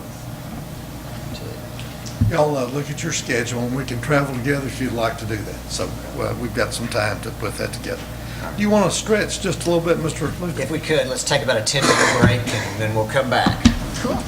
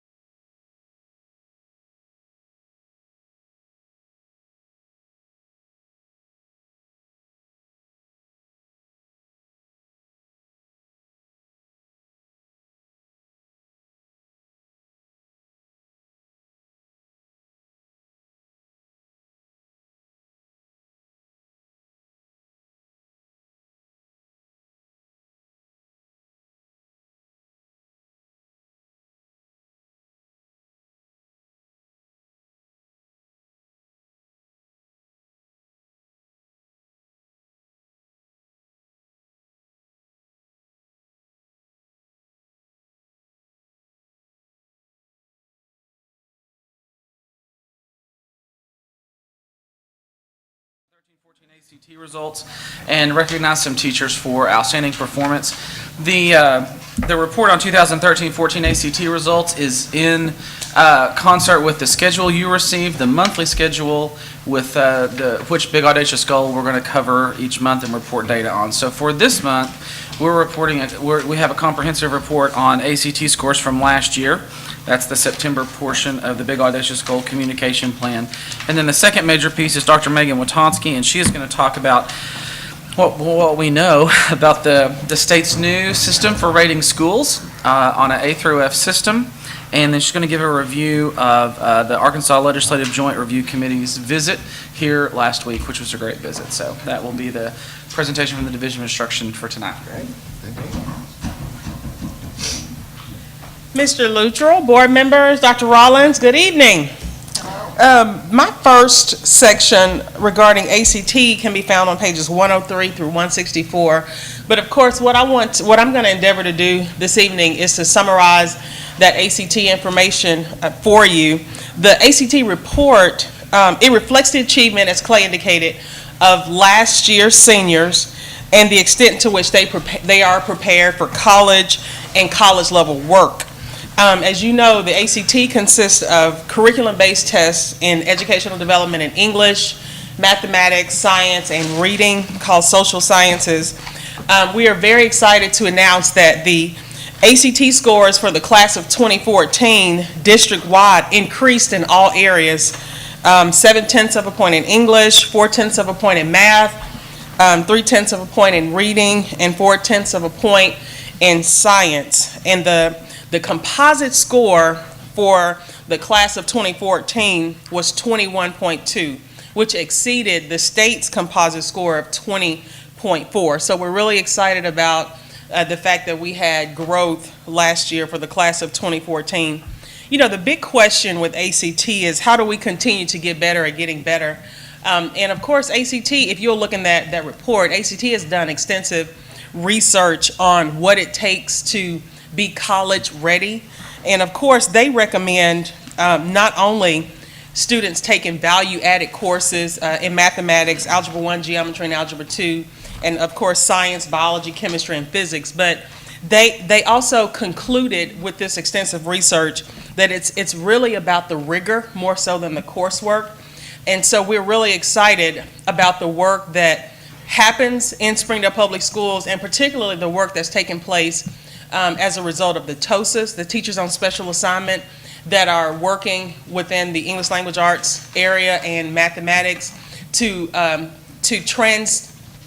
get our schools ready for a Common Core and for PARC assessments, and the units that they're creating with UBD have increased the level of rigor and the standards that are now present in schools being taught. We are very ready to continue the work that will increase the ACT success. So I'll take questions about ACT. There was a good report, it looked like, on Springdale High School and HAR-BER High School. Is there anything in our agenda that had them combined and I just missed it, the two of them together? I don't think I included the overall district report, but I actually have it. Okay. And I'll be glad to share at that. some point to send to us. I mean, this is good too. I think, and there's a lot of information. You can It is a lot of information. But I mean, you see a significant growth in the number of kids that are taking the test, Yes. It looks like to me. In fact, it would be interesting to know, are there more kids? Are we growing the number of kids taking the test at a faster rate than our student population is growing? Which would just mean to me, we're just encouraging more kids to take the test and to push them more for more rigor. And that's a good thing. And so it would be. Micah, you might want to take a look at this. I believe this first chart is exactly what Mike's speaking to, and if you're comfortable with that, we just share that with the board, or certainly make copies. And this is actually the report that I was speaking from, and I shared with you more detailed information about how the students performed for 2014. But this report that Dr. Rollins has just referenced is the report that I was speaking from, that I'll be glad to provide for you. Other questions for Dr. Brown? I do appreciate all the detail that you've given us. It's very helpful. Okay. All right.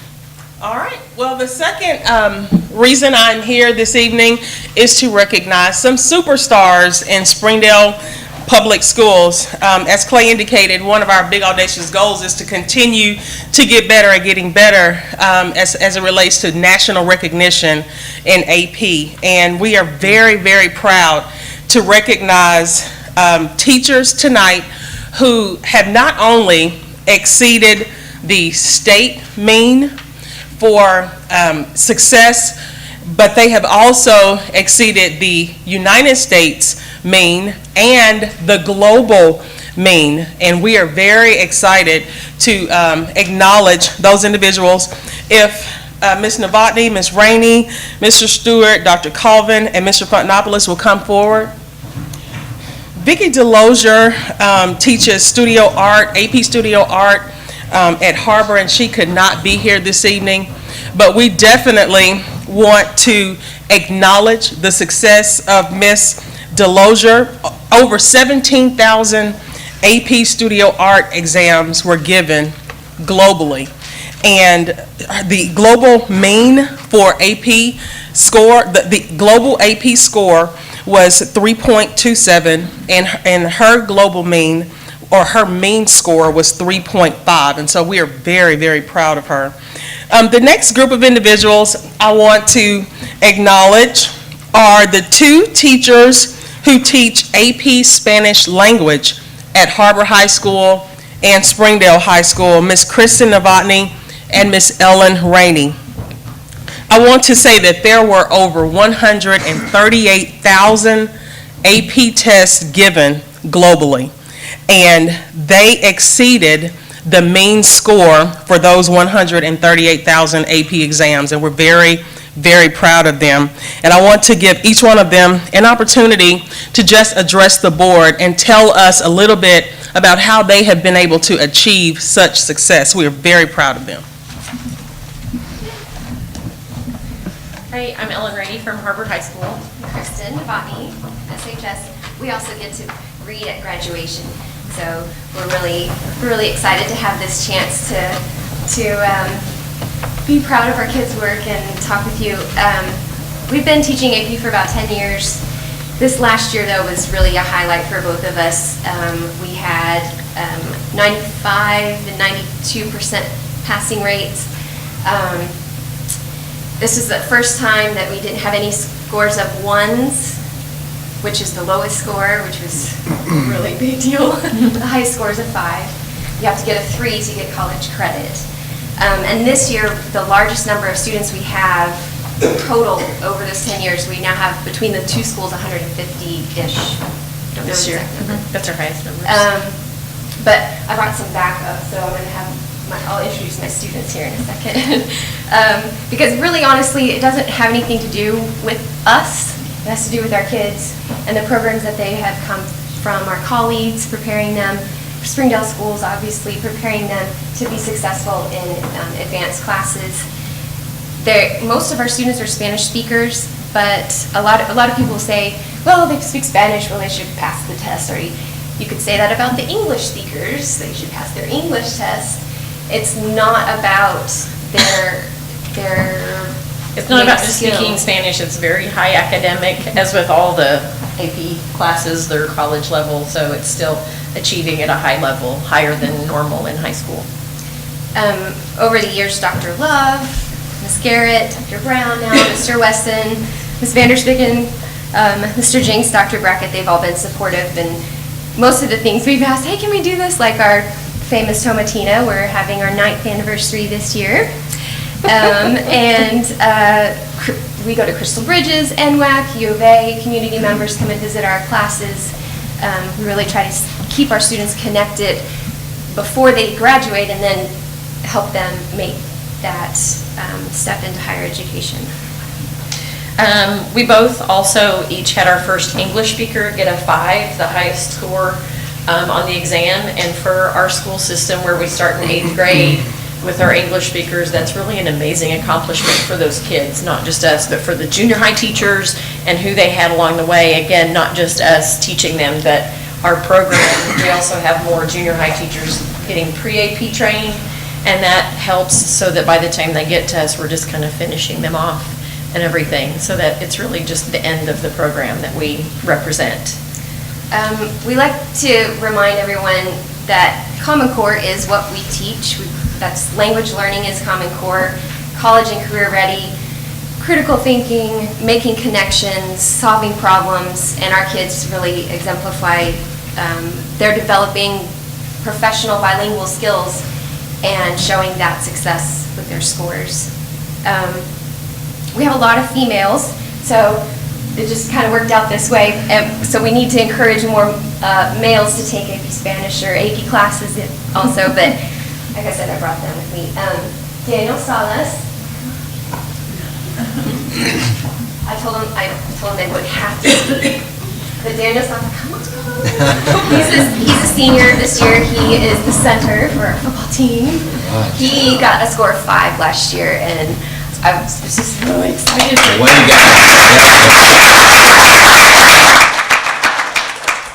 And the 4 ladies graduated last year. They came back.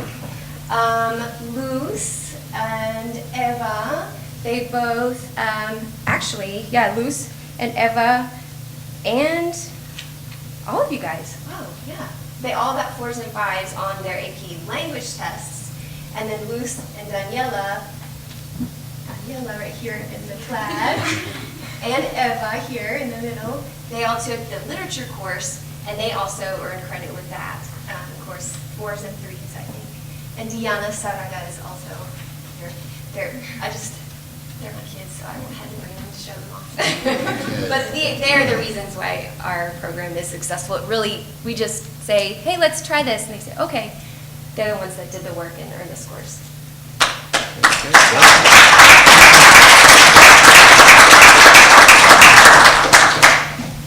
Just real quick, are you ladies all in college, or are you working? What are you doing? I'm currently trying to work. Okay. Okay. Yeah, I'm working right now. I'm next semester in college. Okay. Right now I'm at NWAC, and I'll be there getting my basics for 2 years, and then transfer to the U of A and major in biology. Great. The same, I'm attending to NWAC right now, and then I'll transfer to the U of A in 2 years, and when I'll be teacher. Awesome. Well, we were at a lunch meeting today at HAR-BER with some folks about this White House initiative that talked about great grant programs, great scholarship programs. We should be able to find ways to have you connected to maybe some opportunities to help pay that tuition. So we'll make sure we get them to Ms. Novotny and in your hands, because we'd love to see you be able to continue to learn at the next level. So you've obviously proven you can achieve very high. So way to go. Can you give us some contact information so we can sit down and visit? Definitely. Maybe we can help. We sure want to. Yes, sir. Thank you. All right. Thank you. Good job, Daniel.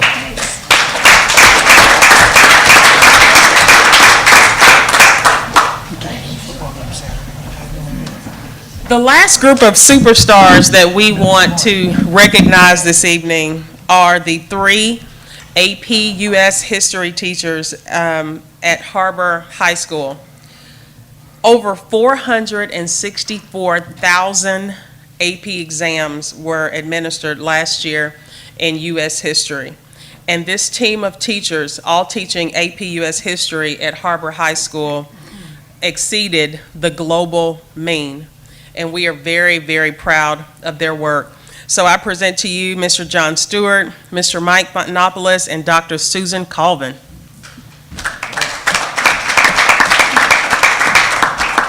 Thank you, Dr. Brown. Board, thank you very much for inviting us here. Obviously, Mr. Fontanopoulos, Dr. Colvin. When we opened HAR-BER High School 10 years ago, Dr. Brackett told me, he said, build as big a program as you possibly can. I said, how big you want it? And he said, as big as you can make it. So the first year, 10 years ago, we tested about 110 kids and did well with the pass rate. We were happy with that. And we just started building, kept building, kept building. This year, this past year that she was describing, we tested 200 kids. So we started the year with about 225, 230, and tested 200. And so we've doubled the size of the program in the last 10 years. The only way that could happen is with the help of these guys. And I'm pretty sure Dr. Brackett told them when he hired them that you're going to have to work with John Stewart. I have the pleasure of working with them. They have the misfortune of dealing with me on a daily basis. When Dr. Colvin came in, I said, sometime around September, and by the way, she's been teaching U.S. history for 32 years. She's forgotten more history than I'll ever even know. But I said, sometime around September, well, probably around December, you're going to come to my room and do what my grandfather calls yell calf rope, meaning I've had enough. Let me up. I don't want any more. Well, she made it to February, okay? And she said, you know the whole calf rope thing? I'm there right now. Because what AP US History is a march through this timeline of about 250, 300 years, and it can be a real march, as a matter of fact. But anyway, the support we get from Dr. Brackett's been amazing. One, putting the right people in the right places, bringing these guys on board has been awesome. Also, letting us do our mock exam, which Dr. Smith talked about earlier, letting us do that during the school day, so we have basically 100% attendance for our mock exam. We used to have to do that on the weekends, and I'd get about 80% of my kids there, which was still really good, but doing it during the school day is way better. And then the support we get from the administration. Putting AP Human Geography at the 9th grade level, that's awesome. I mean, that's a step in the right direction for sure. Allowing teachers who are readers for the national exam, like myself, Mr. Fontopoulos, allowing us time at the end of May, early June to go do that, that's unbelievable support. I mean, because the reading is one of the most important things we do as far as, I'm one of the people who scores those 400,000 essays for AP US. Mr. Fontopoulos scores AP exams for AP World, and so that's a big support for us. Also, the meeting we had at the beginning of the year, I sent Dr. Smith an email of all the things we came up with, and her and Dr. Brown sat down and addressed it point by point with us within about 2 weeks of that meeting. So, I mean, just that kind of feedback and that support is so appreciated. Also, I'm going to get to loop with my sophomores this year. I'm actually teaching my sophomores AP World History this year, and I'm going to loop with them their junior year, and the administration has made that possible, and that's going to be a very unique experience for me and the kids, because I'll teach them AP World this year, AP US the following year, and again, being allowed to do that is phenomenal. And also bringing in College Board consultants to help us grade our mock exam essays, because we get those mock exam essays in. They write 3 essays per kid, so this year with AP World, about 350 times 3. We got to grade those essays and get them back in the kids' hands before the actual national exam. That feedback is priceless. It really is. So bringing in that consultant or consultants to help us do that is huge. So anyway, the people we're working with are phenomenal, and thank you so much for helping us or letting us do that. Did you want to say anything, Mr. Fontopoulos? I think probably, too, to echo what was said before us, it's no surprise that the kids are just special. I mean, I think we're doing exactly what John is describing here is what's going on all over Springdale, which is just teachers putting in some hard work, but more importantly, teachers putting in some hard work with some phenomenal kids. And when you get that done, guess what? You're above the little lean, which means what we've always known, Springdale's full of awesome people. And you guys are a small part of that. We're a small part of that. Those kids, they're the thing that makes it go. So that's cool. Thank you guys very much.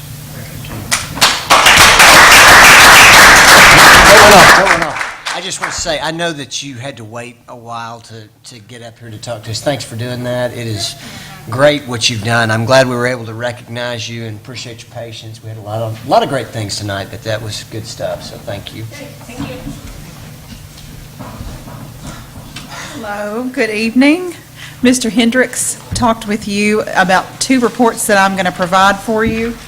Dr. Brown brought us some good information, and I'm going to talk with you about the new accountability system. So in your packet, you should have had a reflection of Act 696, and you should have some pending rules that are listed in your packet. And there's 2 things that you should know is we are moving toward a new accountability system. This is going to set forth a process that has been called for in Act 696. This was a piece of legislation that was introduced in 2013 by Senator Hendren and was brought forth And from this, the Department of Education was charged with creating the rules that surround this. So what you have in your packet are the pending rules for that legislation.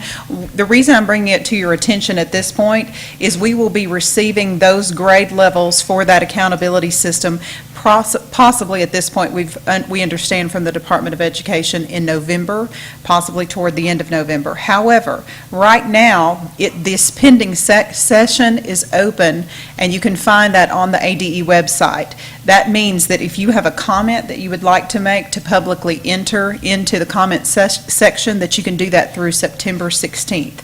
So I'm letting you know that if you're interested in doing that, I can send you the direct link to enter your comments. You can put in any information that you would like for the legal counsel at the Department of Education to consider as part of the rulemaking process. I don't have a lot of information to share with you at this point because obviously the rules that you have are pending and are not complete at this time, and then the data that we have at this point is also preliminary. So it's two things that are kind of up in the air. However, your voice does matter, and it makes a big impression on the State Board of Education to hear your comments, and so that will be helpful for them to know if you do have comments that you'd like to make. So if you would like that link, if you'll just email me, I'll send you a direct link that'll hopefully save you some time in navigating the Department of Ed website. Dr. Rollins? Well, I could take a lot of time and probably not accomplish anything, but I think it's real important that these two guys sitting right back here have some real quality time with you and our instructional team to do all that we can to try to understand the model. We're using terms here like priority schools, focus schools, schools in need of improvement.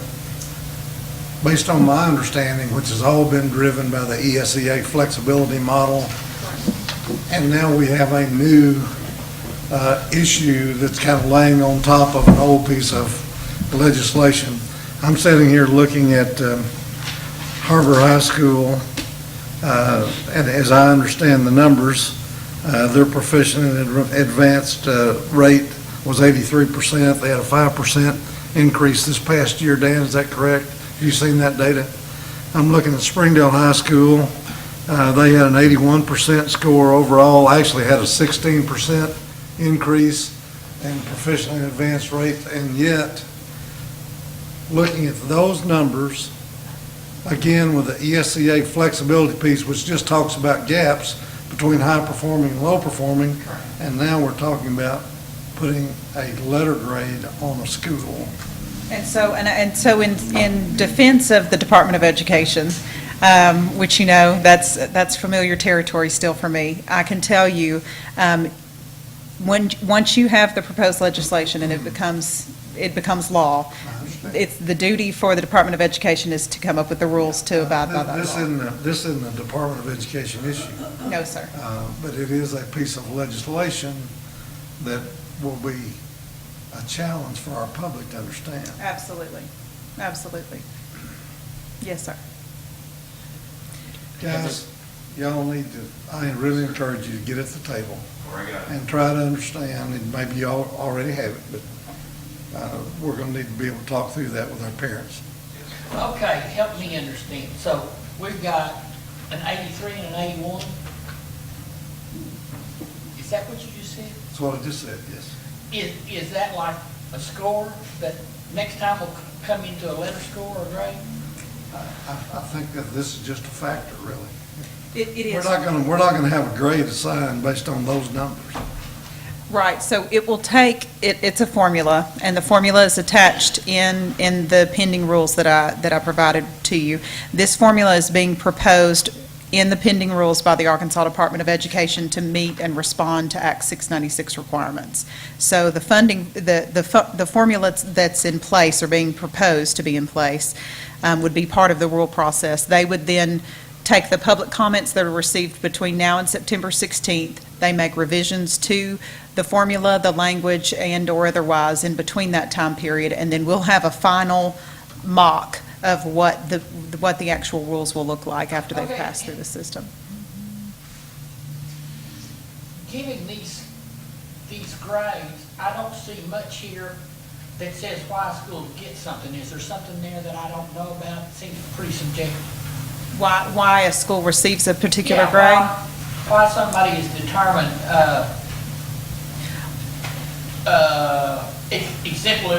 exemplary, therefore getting a 9. What they've done is they've created a model calculations that looks at 4 things, and it might help you to look at page 2 of the pending rules, the one that says markup. 69 in our agenda is where it starts. Thank you. And Thank it's you. about 5 or 6 pages. It's of- got the word watermarked markup across it. At the second page of that says Appendix A, it's a model, and they took this model, they developed this model over 4 components. So one is weighted performance score, one is the improvement score with the ESEA options, that's what Dr. Rollins was referring to. And then we also have the 4-year adjusted cohort graduation rate and gap adjustments. So you've got 4 different entities that are working, and then they culminate into a final grade, if you will, for the school. Have we guesstimated where we would fall if we were to use that formula today? So here's the difficult part from the guesstimation. I'm guessing on too many unknown variables. One is I don't know what the rules are going, I don't know the rules of the game, so it's hard for me to give you solid predictions on that. I do know that Act 696 is here, like we're going to live with that. However, the unknowns are we have preliminary data sets, and it is going through corrections, and I have preliminary pending rules depending on what comes out on September 16th. So I feel like I can bring you more information. However, I don't feel like I can give you some solid answers with some confidence with those 2 unknown variables. But if we use what we do know, what the pending data, Right. not even, but old, I mean, if we just, I mean, I'm just wanting to wrap my head around any data, not Sure. whether, I mean, for a pretend Sure. school or whatever. Yes. If we had, Yes. can we do? Yes, and I can work with Dr. Rollins to get something to you. The concern is we're dealing with 2 unknowns right now. So you've got pending rules, and we're still going through the process of what is that formulation going to look like. So September 16th, we should have a much clearer picture as to this is how we're going to operate. The other is we've got calculations that are happening with our scores, so it's 2 unknowns that are So happening. there's a possibility that even though Springdale High School has increased by 16% and Har-BER High School has increased by 5%, that we could get a C or a D, and everybody out there's going to go, golly, those guys are doing horrible. Sure, and that's going to be reflective, I think, that you'll see in other parts of the state also with other schools. So, and then to echo what Mr. Hendricks mentioned at the beginning of his presentation, you have the additional layer of assessments and standards in that alignment piece. Yeah. But is it going to also go back to the schools that have moved more ahead in Common Core versus the schools that haven't? Is that going to play a? This is not part of the proposed model for implementation timeframe. Well, I mean- Well, let me say this. As part of what they have in pending rules as of today, it does not reflect implementation timeline for state standards. It's not reflected as part of your score. Right, but what I'm saying is because we went ahead and implemented and others didn't, is it going to reflect a difference in? I don't think that, again, it's that crystal ball moment. I think it could it could in future years, but right now we don't have that data set. We won't have that until next year. So keep in mind, as we are doing assessments, we're assessing it on our old standards. So we will be setting a new baseline. 2015-16, we will be setting our new baseline. That will tell us, okay, this is where we are based on the assessment and the standards we're teaching in a classroom. That's when we'll be setting what that new baseline looks like. Then we will receive that Act 696 grade that following year based on what those data sets tell us. So until then, you're in flux, operating on those So when we get a mad parent that calls us, we need to give Mr. Hendren's phone number and tell him they need to talk to him. No, sir, I do not recommend that either. But you can have them call me, and I will try to help walk them through. You say, you can give us a link to that website? Yes, sir. Where we can get feedback? Where you can provide feedback to the rulemaking process. We can provide coaching for our feedback. I would love to edit any feedback that you would like to submit, if you'd like for me to. That would be appreciated for sure, because it does have things that it does not allow for submissions. Yes. So as I look at Appendix A, for instance, it's page 2, or it's page 170 in our agenda, and it talks about, okay, one of the things is that weighted performance score. Right. As part of the comment or the feedback, can you say, you know what, I don't think that's important as a patron or as a citizen of Arkansas, get rid of that? So Is there some flexibility with the Department of Ed? Are they going to say no because under some federal requirements, we have to include weighted performance score, we have to include improvement score with the SEA options? So the good news is, it's good to highlight as a patron and/or school board member Yeah. anything that is a particular concern, and to tell the multiple facets as to why we feel like it's impactful for us here in Springdale, or for our students here in Springdale. It's important, and as that feedback is submitted, they are required as legal counsel to go through each piece of feedback and either approve it and make those recommendations based on what that approval is, or to say, we don't feel like that this is appropriate for whatever reason. So whatever reasoning you give, it may not be a direct impasse with whatever the U.S. Department of Ed requires or requests. However, it may be that it would because of this particular prong. But that doesn't mean that it doesn't have multiples and couldn't change one of those, if that makes sense. The feedback is really important and really drives the train of the rulemaking process. It just does. I just did not want that opportunity to go and eclipse and think, well, that would have been good to know if we could have commented on that process. It's good to have that documented. Okay. Well, I think it would be important certainly to share that link with us, and as we evaluate it, just, we each have our own individual opinions, I'm sure of it. Absolutely, and I encourage you to do that. So I will get that link to Ms. Cynthia. It's cumbersome to find on the website sometimes, and then that will take you directly to it. And there are pending rules that are pending all the time with the Department of Ed. However, this is one that will come back and reach out and touch us specifically. Okay.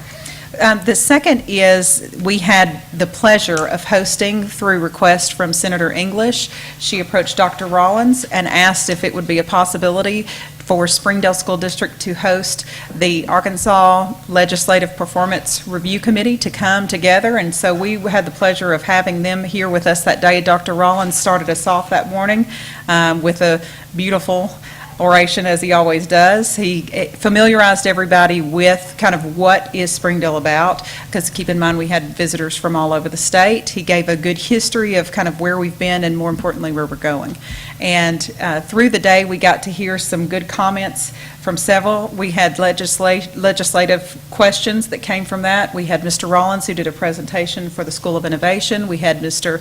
Pete Jinks, who provided an overview of where we are in career and technical education. And I will say, from all of the discussions we had that day, in an unbiased opinion, of course, most conversations and most questions came from those two presentations. The legislators were genuinely interested in what are we doing and how are we doing it and how do we replicate that across the state.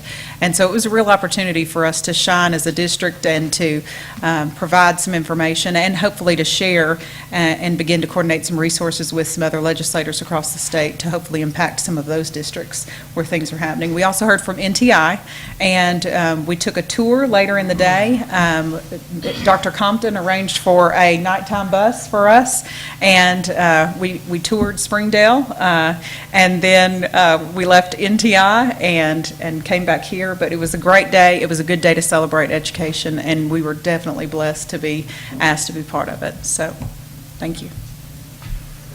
Great job, ladies. Thank you so much. Thanks. Okay, Jared.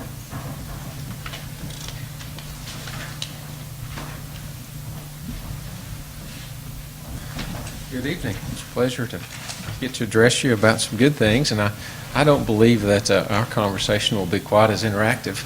That's the last conversation. I have some good news to report to you. A little bit of a surprise. First of all, I have our current enrollment. Dr. Rollins and I have talked about it for several weeks along with the rest of the administrative team, and I think last month I reported to you that we expected a little over 200 new students. Actually, today we have 653 new K-12 students. Say that one more time. 653 new K-12 students. Right now, with 980 pre-K kids, 21,183 K-12 students, that gives us 22,163 students served in the district this time, which I believe, Dr. Rollins, is a new record for Springdale schools. We continue to grow. Say the number, the last number again, the 22? 22,163. That includes 980 pre-K children and 21,183 K-12 students. Just as a little quick math, with the increase in students next year, if our numbers continue to hold at that number for 3 quarters, our 3-quarter average, that could result into, for us next year, at roughly $6,500 a kid, $4.2 million additional to our budget next year of state foundation, just foundation funding only. Just to throw that out. Okay, I need to tell you this too. Currently, we are still enrolling. Just this week, I got some feedback from Ms. Maribel Childress at Monitor. They've added 11 new elementary students since yesterday. That's yesterday and today. So we're continuing to enroll. I didn't Are have there a any chance to. schools that are really a surprise and are really maxed out in their numbers? One reason why I tell you about Monitor is we're having to add 3 additional classrooms.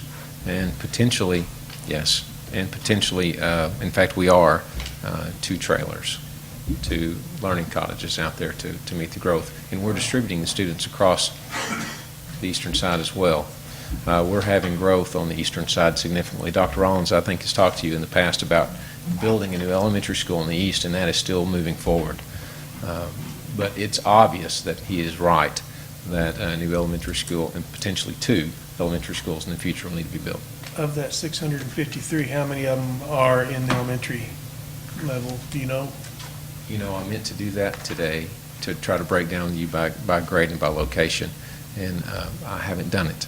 I mean, 600, that's a school. Yes. I will try to get you that information through Dr. Rollins in the next 2 days. I'll be in Little Rock all day tomorrow, but I'll try to get that to you by the end of the week. No big hurry. I was just curious. It was a question I had too, and I thought, if I had that, you might too. So I need to gather that information, and Dr. Rollins get it to you. Anyway, it's a good report. It's a good problem to have. The way I see the world, we can provide a world-class education to kids, so we welcome them, and we want to make sure that we do that. So 653 opportunities. How many portable buildings do we have? Do you know? That's really in Dr. Compton's shop. Right now, I think we have about 9. Soon, Kathy, we're soon to have 12. And we own those or release those? We own some, we're about to rent others. Okay. Okay, with student enrollment going up, obviously, we have to stay in compliance with our ratios, so we're having to hire some teachers. Right now, we have 157 new to the district employees. I think last month I told you there was 149 to that date. We are continuing to add, and so that number will be elevated even next month. So last year, just to keep in mind, we added 190 new positions, or new to the district employees, not 190 positions. Right now, we have 157. And we opened a new school last year. And we opened a new school, and that's the reason. That's part of the reason. Yet Right. we're 40 away from that number this year, and we have no. That's right. Yeah. So we're still below that number, but we do have a significant increase in students. Right now, we have 31 categorically funded positions. That means that could be anywhere but district funds. It could be NSLA funds, Race to the Top funds, so forth and so on. In fact, 18.5 of the positions are at a Race to the Top. 6 are pre-K, which include Care Foundation and NSLA funding, which is state funding.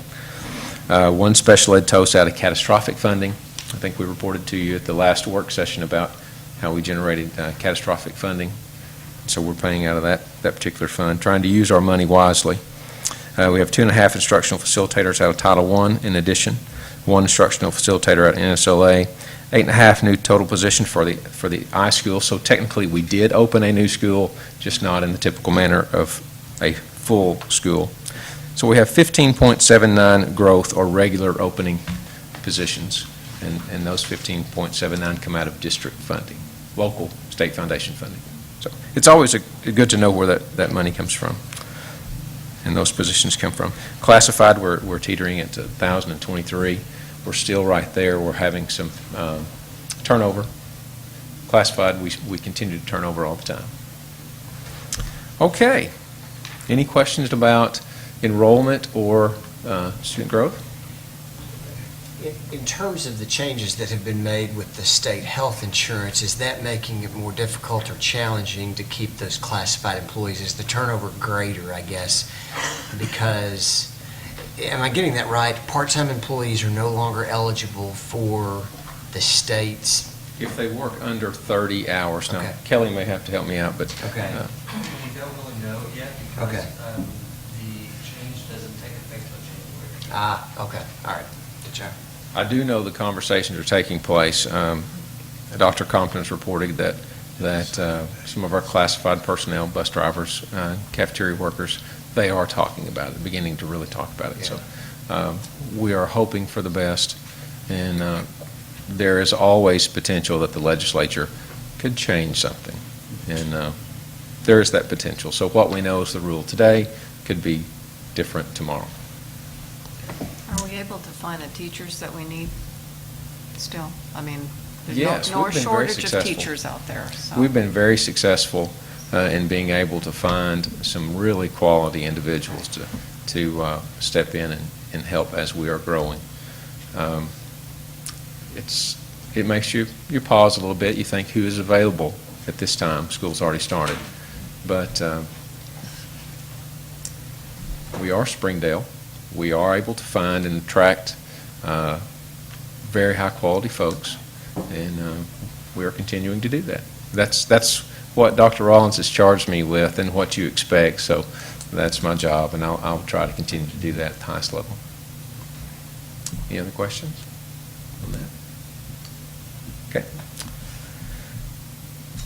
Dr. Rollins asked me to visit with you about the way we are able to communicate, back and forth lines of communication. Over time, our superintendent has a cabinet designed to help provide continuous improvement for our school district. This cabinet is made up of 3 shelves, if you will.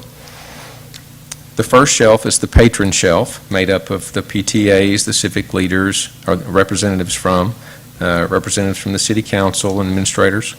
Another shelf is the joint council. It's basically participatory planning, and it is for certified staff members. And we have the classified shelf, where we have classified members from the district. A representative bunch comes together, and we meet periodically to talk about issues of the day. It's a great opportunity for Dr. Rollins and the administrative team to talk with everyone that are stakeholders in our school as we march toward providing a world-class education for those kids in Springdale. And we're doing that every day. I provided you in your packet Board Policy CE/GDQ/KAB, which describes the shelves in detail. As you know, last year was my first opportunity at understanding what the superintendent's cabinet was all about.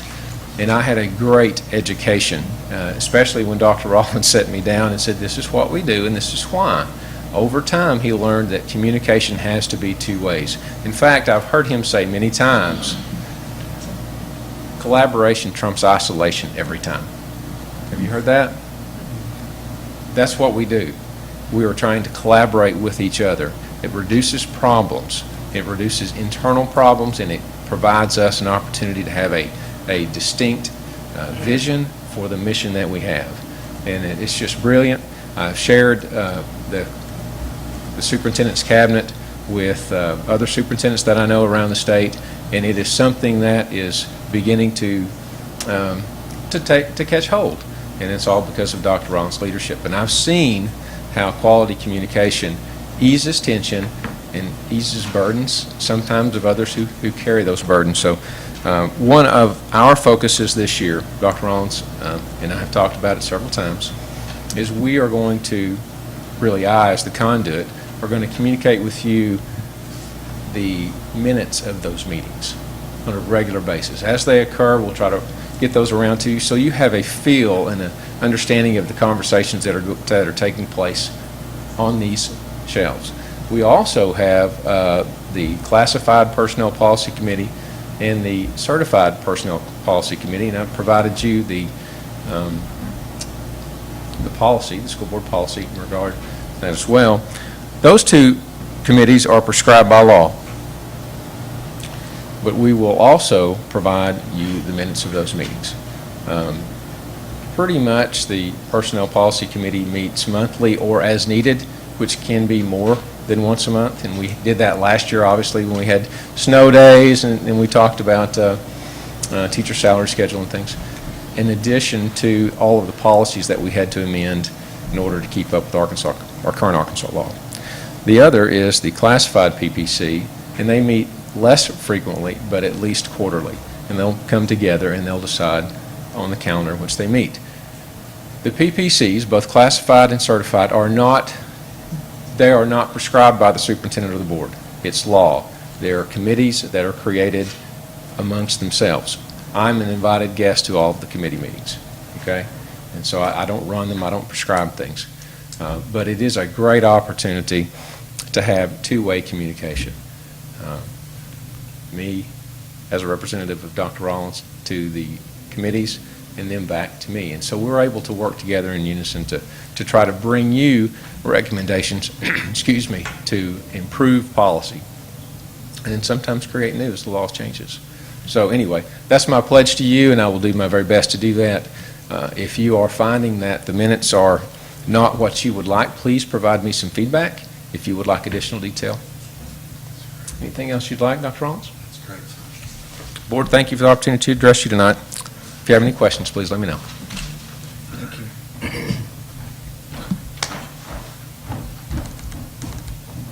Mr. Luttrell and members of the board and Dr. Rollins, I wanted to thank you for giving such a kind and genuine, heartfelt send-off to Junior Copeland and Jim Marie. That means a lot to them. They're about as good as it gets. And I know we focus so much on teaching and learning and teach them all, but we've got to have our facilities ready for all, and those guys have been my right-hand people, and Dr. Bradshaw would tell you the same thing.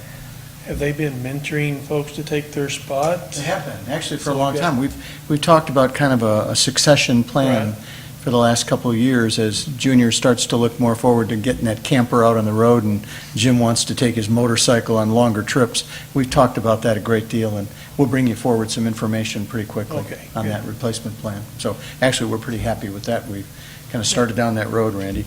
And also, one of the advantages of going at the end, so many of my topics today have already been covered. I'm on pages 195 and 196, and I was glad to hear Patrick tell you about the opening for the Elmdale bids.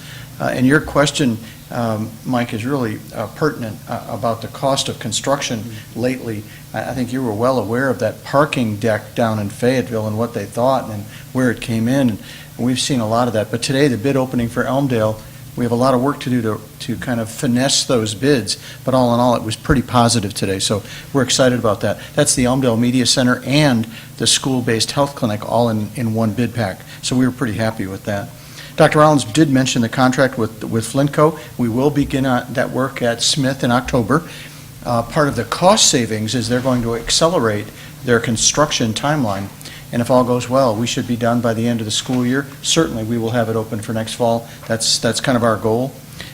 Jack and his team have done great work, still working on other projects. Glad to hear Patrick talk about, and Jack, the football stadium out at HAR-BER. Patrick said it would be a little rough around the edges, and I appreciate that.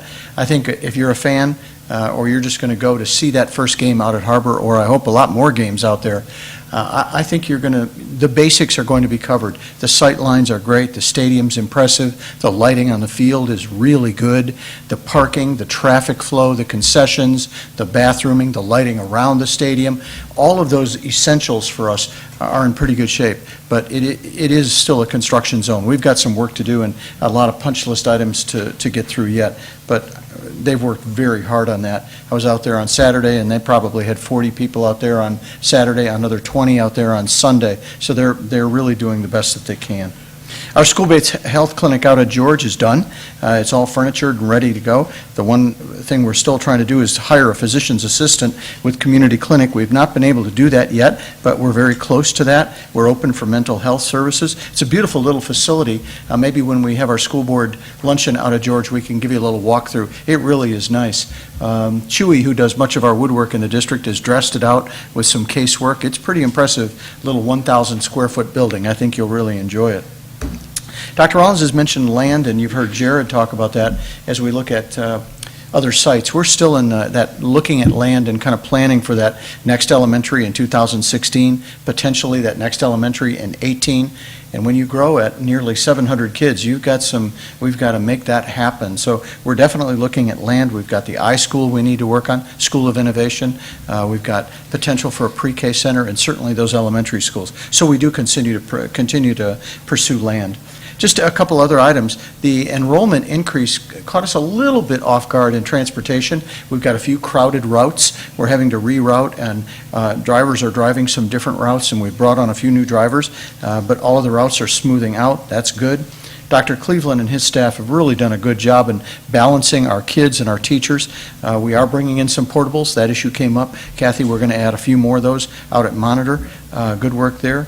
Food service is working very hard processing all of the free and reduced lunch applications. That's a big deal. They don't just carry over, so that you know that. That has to be completed every year, and we're in the midst of doing that. October 1 is our deadline to have them all processed. In terms of serving our kids and getting them food, it's a big deal. Financially for the district, it's a big deal. So we are working very, very hard on that, and wanted you to know all that. Kathy Launder wanted me to mention too that the dental van is already in town for those people who are certainly in need financially and in need of dental service. Our dental van is here and in our community serving our families and kids from now up through the Christmas holidays. So, Mike, that's my report for you. Any questions or comments? How often is that available? The dental van, it's here every day No, I'm for talking every. one per semester a year. Or? It's here, Danny, for probably 3.5 months every year. Okay. And generally in the fall. As soon as we can get the kids in school and we know what their financial situation is and what they qualify for, that's when we try to provide the service. That's the other school districts in the market. Yeah. Good question. So is the district doing flu shots this year? Is that just We will. something that's That'll begin in the fall as well. every year? That'll begin in the fall. Last year, Kathy, we vaccinated about 10,000 students. And we're hoping. Clinics do we have now? We have, this is the second clinic. Elmdale will be our third clinic. But Danny, for the vaccination. Now, named George and now Amity. Correct. For the vaccination, that's done by our nurses at every school. They just go out in the community, they go to every site to get those vaccinations, and as many of them as we can, get those done. So the state's still funding those? right, Yes, they the are. shots? Okay. Yes, they are. There's no cost to faculty or to our kids. Okay. It really helps keep attendance up, too. Oh, yeah. So, It's a good thing. thank you, members of the board. Dr. Rollins, thank you. Thanks, Doctor. Mr. Hayes, you brave person.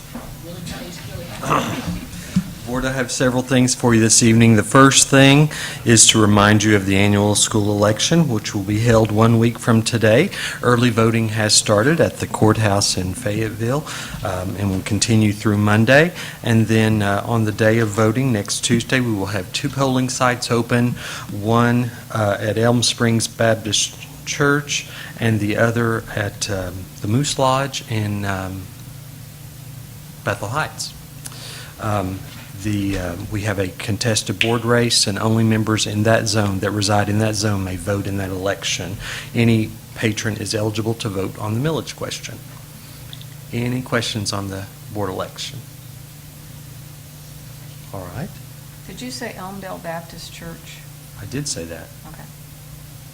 Okay, that is correct. I said Elm Springs Baptist Church. I knew that didn't sound right. Elmdale Baptist Church. Yeah, thank you for that correction. All right. Moving on, the building projects update is in your information. The only project we have currently going, we're getting ready to start the media center, but is the HAR-BER Stadium. And as has already been reported, it's progressing quickly to a close, and so I anticipate paying out pretty heavily this month and then again next month. Any questions on that? Board, the third item I have for you is a request to either come into our district or to leave our district from students. I do have one that I would like to add that was left off of your information. We have a family with 4 children in grades kindergarten, 4th, 6th, and 11th. They reside in the Rogers School District and they wish to attend Springdale, and at its August 19th meeting, the Rogers School Board released those students to attend Springdale. So I guess then the total then would be 1, 2, 3, 7 children wanting to attend Springdale, and then 2, 3, 4 students asking to leave. Okay, this one does require board action, so accept a motion. I'll move that we accept these transfers. Have a motion from Ms. McFettridge, Second. second from Ms. Cook. All in favor say aye. Aye. Opposed? There's none, so motion carries. All right, Kelly. Board, the next item I have for you this evening is the proposed budget for the 2014-15 school year. I do have another sheet that I would like to add, pass out to you this evening, and I'll explain it here in just a moment. I'll let you jump.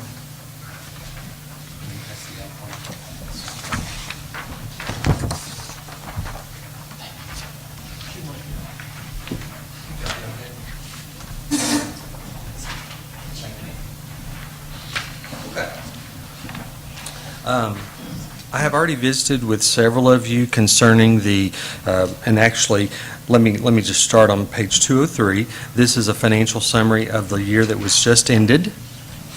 And so it's just capturing on one piece of paper where we began the year and where we ended the year for the 13-14 school year.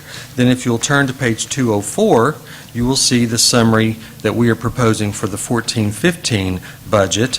And the sheet of paper that I just passed out to you breaks down between restricted and unrestricted funds the balance that is shown there. The reason that I do that is because on the balance that was carried forward into this school year of $18,256,231, approximately $1.8 million of that was in restricted funds. It was carried over for restricted funds for a restricted purpose. It's not included as part of our legal balance. Our legal balance is on the sheet I just passed you, is the number across the top, the $16 million. I show you this to show that our legal balance is actually projected to go up with this budget slightly.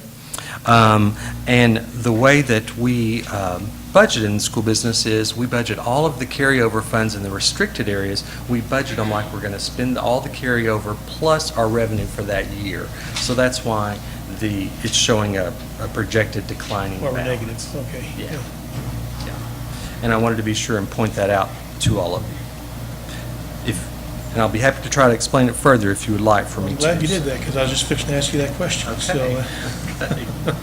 So, Basically, on page 205, the revenue is projected to increase slightly at 2%. Our property tax increase is between 2 and 3% on our assessments, and then our state aid for this school year has increased approximately 2%.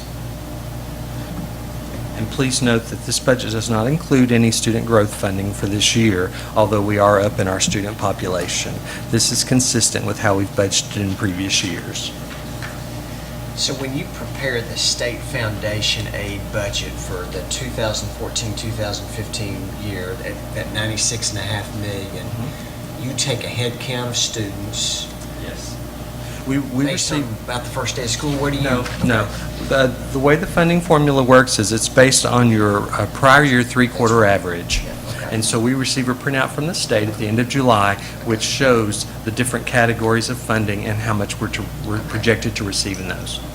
So we know it's that $96.5 million based on. We do. Okay. All right. Now, it is not unprecedented for that number to have been, it's been cut in the past. It's been a long time, but the amount per child has, on occasion, limited occasions, been cut per child, but it hasn't been in recent history at all. In fact, with the legislation that was passed, schools are safe. Public school education is the last thing on the chopping block. So, Okay. okay, if there aren't any more questions on the revenue side, if we could go to page 208 on the expenditure. I'm sorry, Yeah, before you do that, I sure. know one thing that you have always been very careful to do, really to protect the district and us, is that, you know, student growth funding, we see we have budgeted zero, and I guess I appreciate you managing the budget to that. I mean, I know Dr. Cleveland has told us about student growth, but I think that's just a good practice, and I'm glad you're continuing that, because I know that there's always stresses on your revenue budget, Dr. Rollins, and I'm thankful we are not budgeting that, so I just wanted to acknowledge that you still do that. That's the task I'm given by my boss, and I gladly am up for the task. If we could go to page 208 for the expenditure comparison. You will notice that our expenditures are up slightly more percentage-wise than our revenue, and that is to be expected because we have hired for the student growth that has come, adding teachers to accommodate that growth. And then in addition, we have that money I was referencing earlier, the $1.8 million in carryover funds budgeted that we would expend it all, which undoubtedly we will have some carryover in those categories, but we are required to budget it all. The other thing of note is to notice that our debt service payment is projected to go up approximately $470,000. At one time, our annual debt payment was around $11 million, and we're headed back in that direction. This was intentional. When we did our refinancing, we are stepping our payments back up slightly year by year until they level off at around, I think, 10.4 to 10.6 million. And that's the presentation. I'll be happy to answer any questions you may have.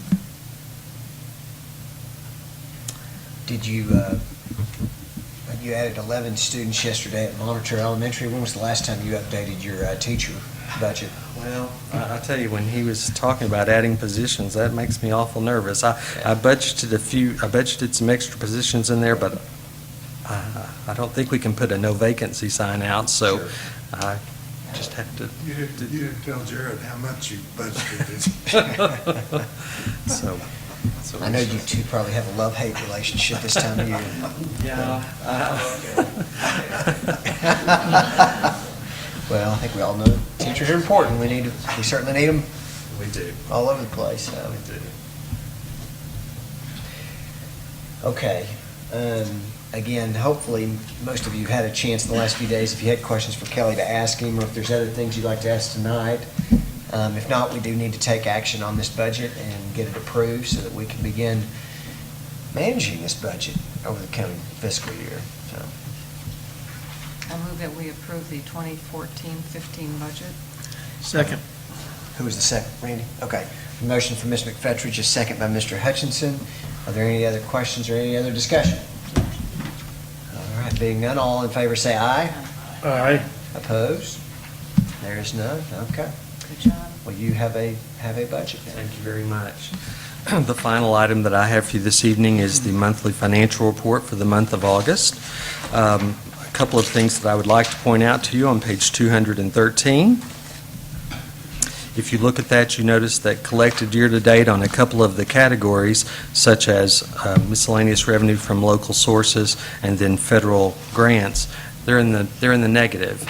The reason that is because at the end of the fiscal year, we had to accrue revenue for anything that was in the negative. So I booked it in the last school year, and I'm still waiting for some of that to come in this year. It will come in, and that will reverse it then.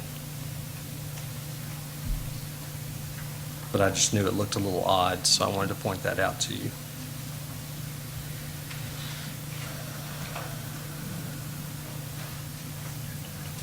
I'll be happy to answer any questions you may have. Okay, other questions then for the August 2014 financial report? I'll make a motion to accept the report as submitted. We have a motion by Mr. Hutchinson, Second. second from Ms. Cook. Any other questions or discussion about the August 2014 financials? All right, all in favor say aye. Aye. Opposed? There is none, so we accept the August 2014 financial report. And the election will be at which one is it? Elmdale Baptist. I keep wanting to say Elm Springs. Elmdale Baptist, that's where you. Elmdale Baptist. Okay, all right. Steve, yeah. Thank you. Now, where's that going to be?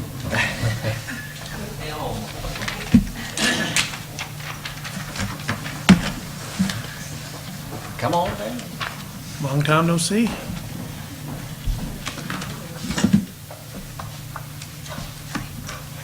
Michelle might not recognize me. I had a tiara on. I wondered where it was. I thought you were going to share with me. I was going to wear it, but I left it in my car, so I was afraid you guys might not recognize me. First, I want to introduce Chris Pearson, who's here with me tonight.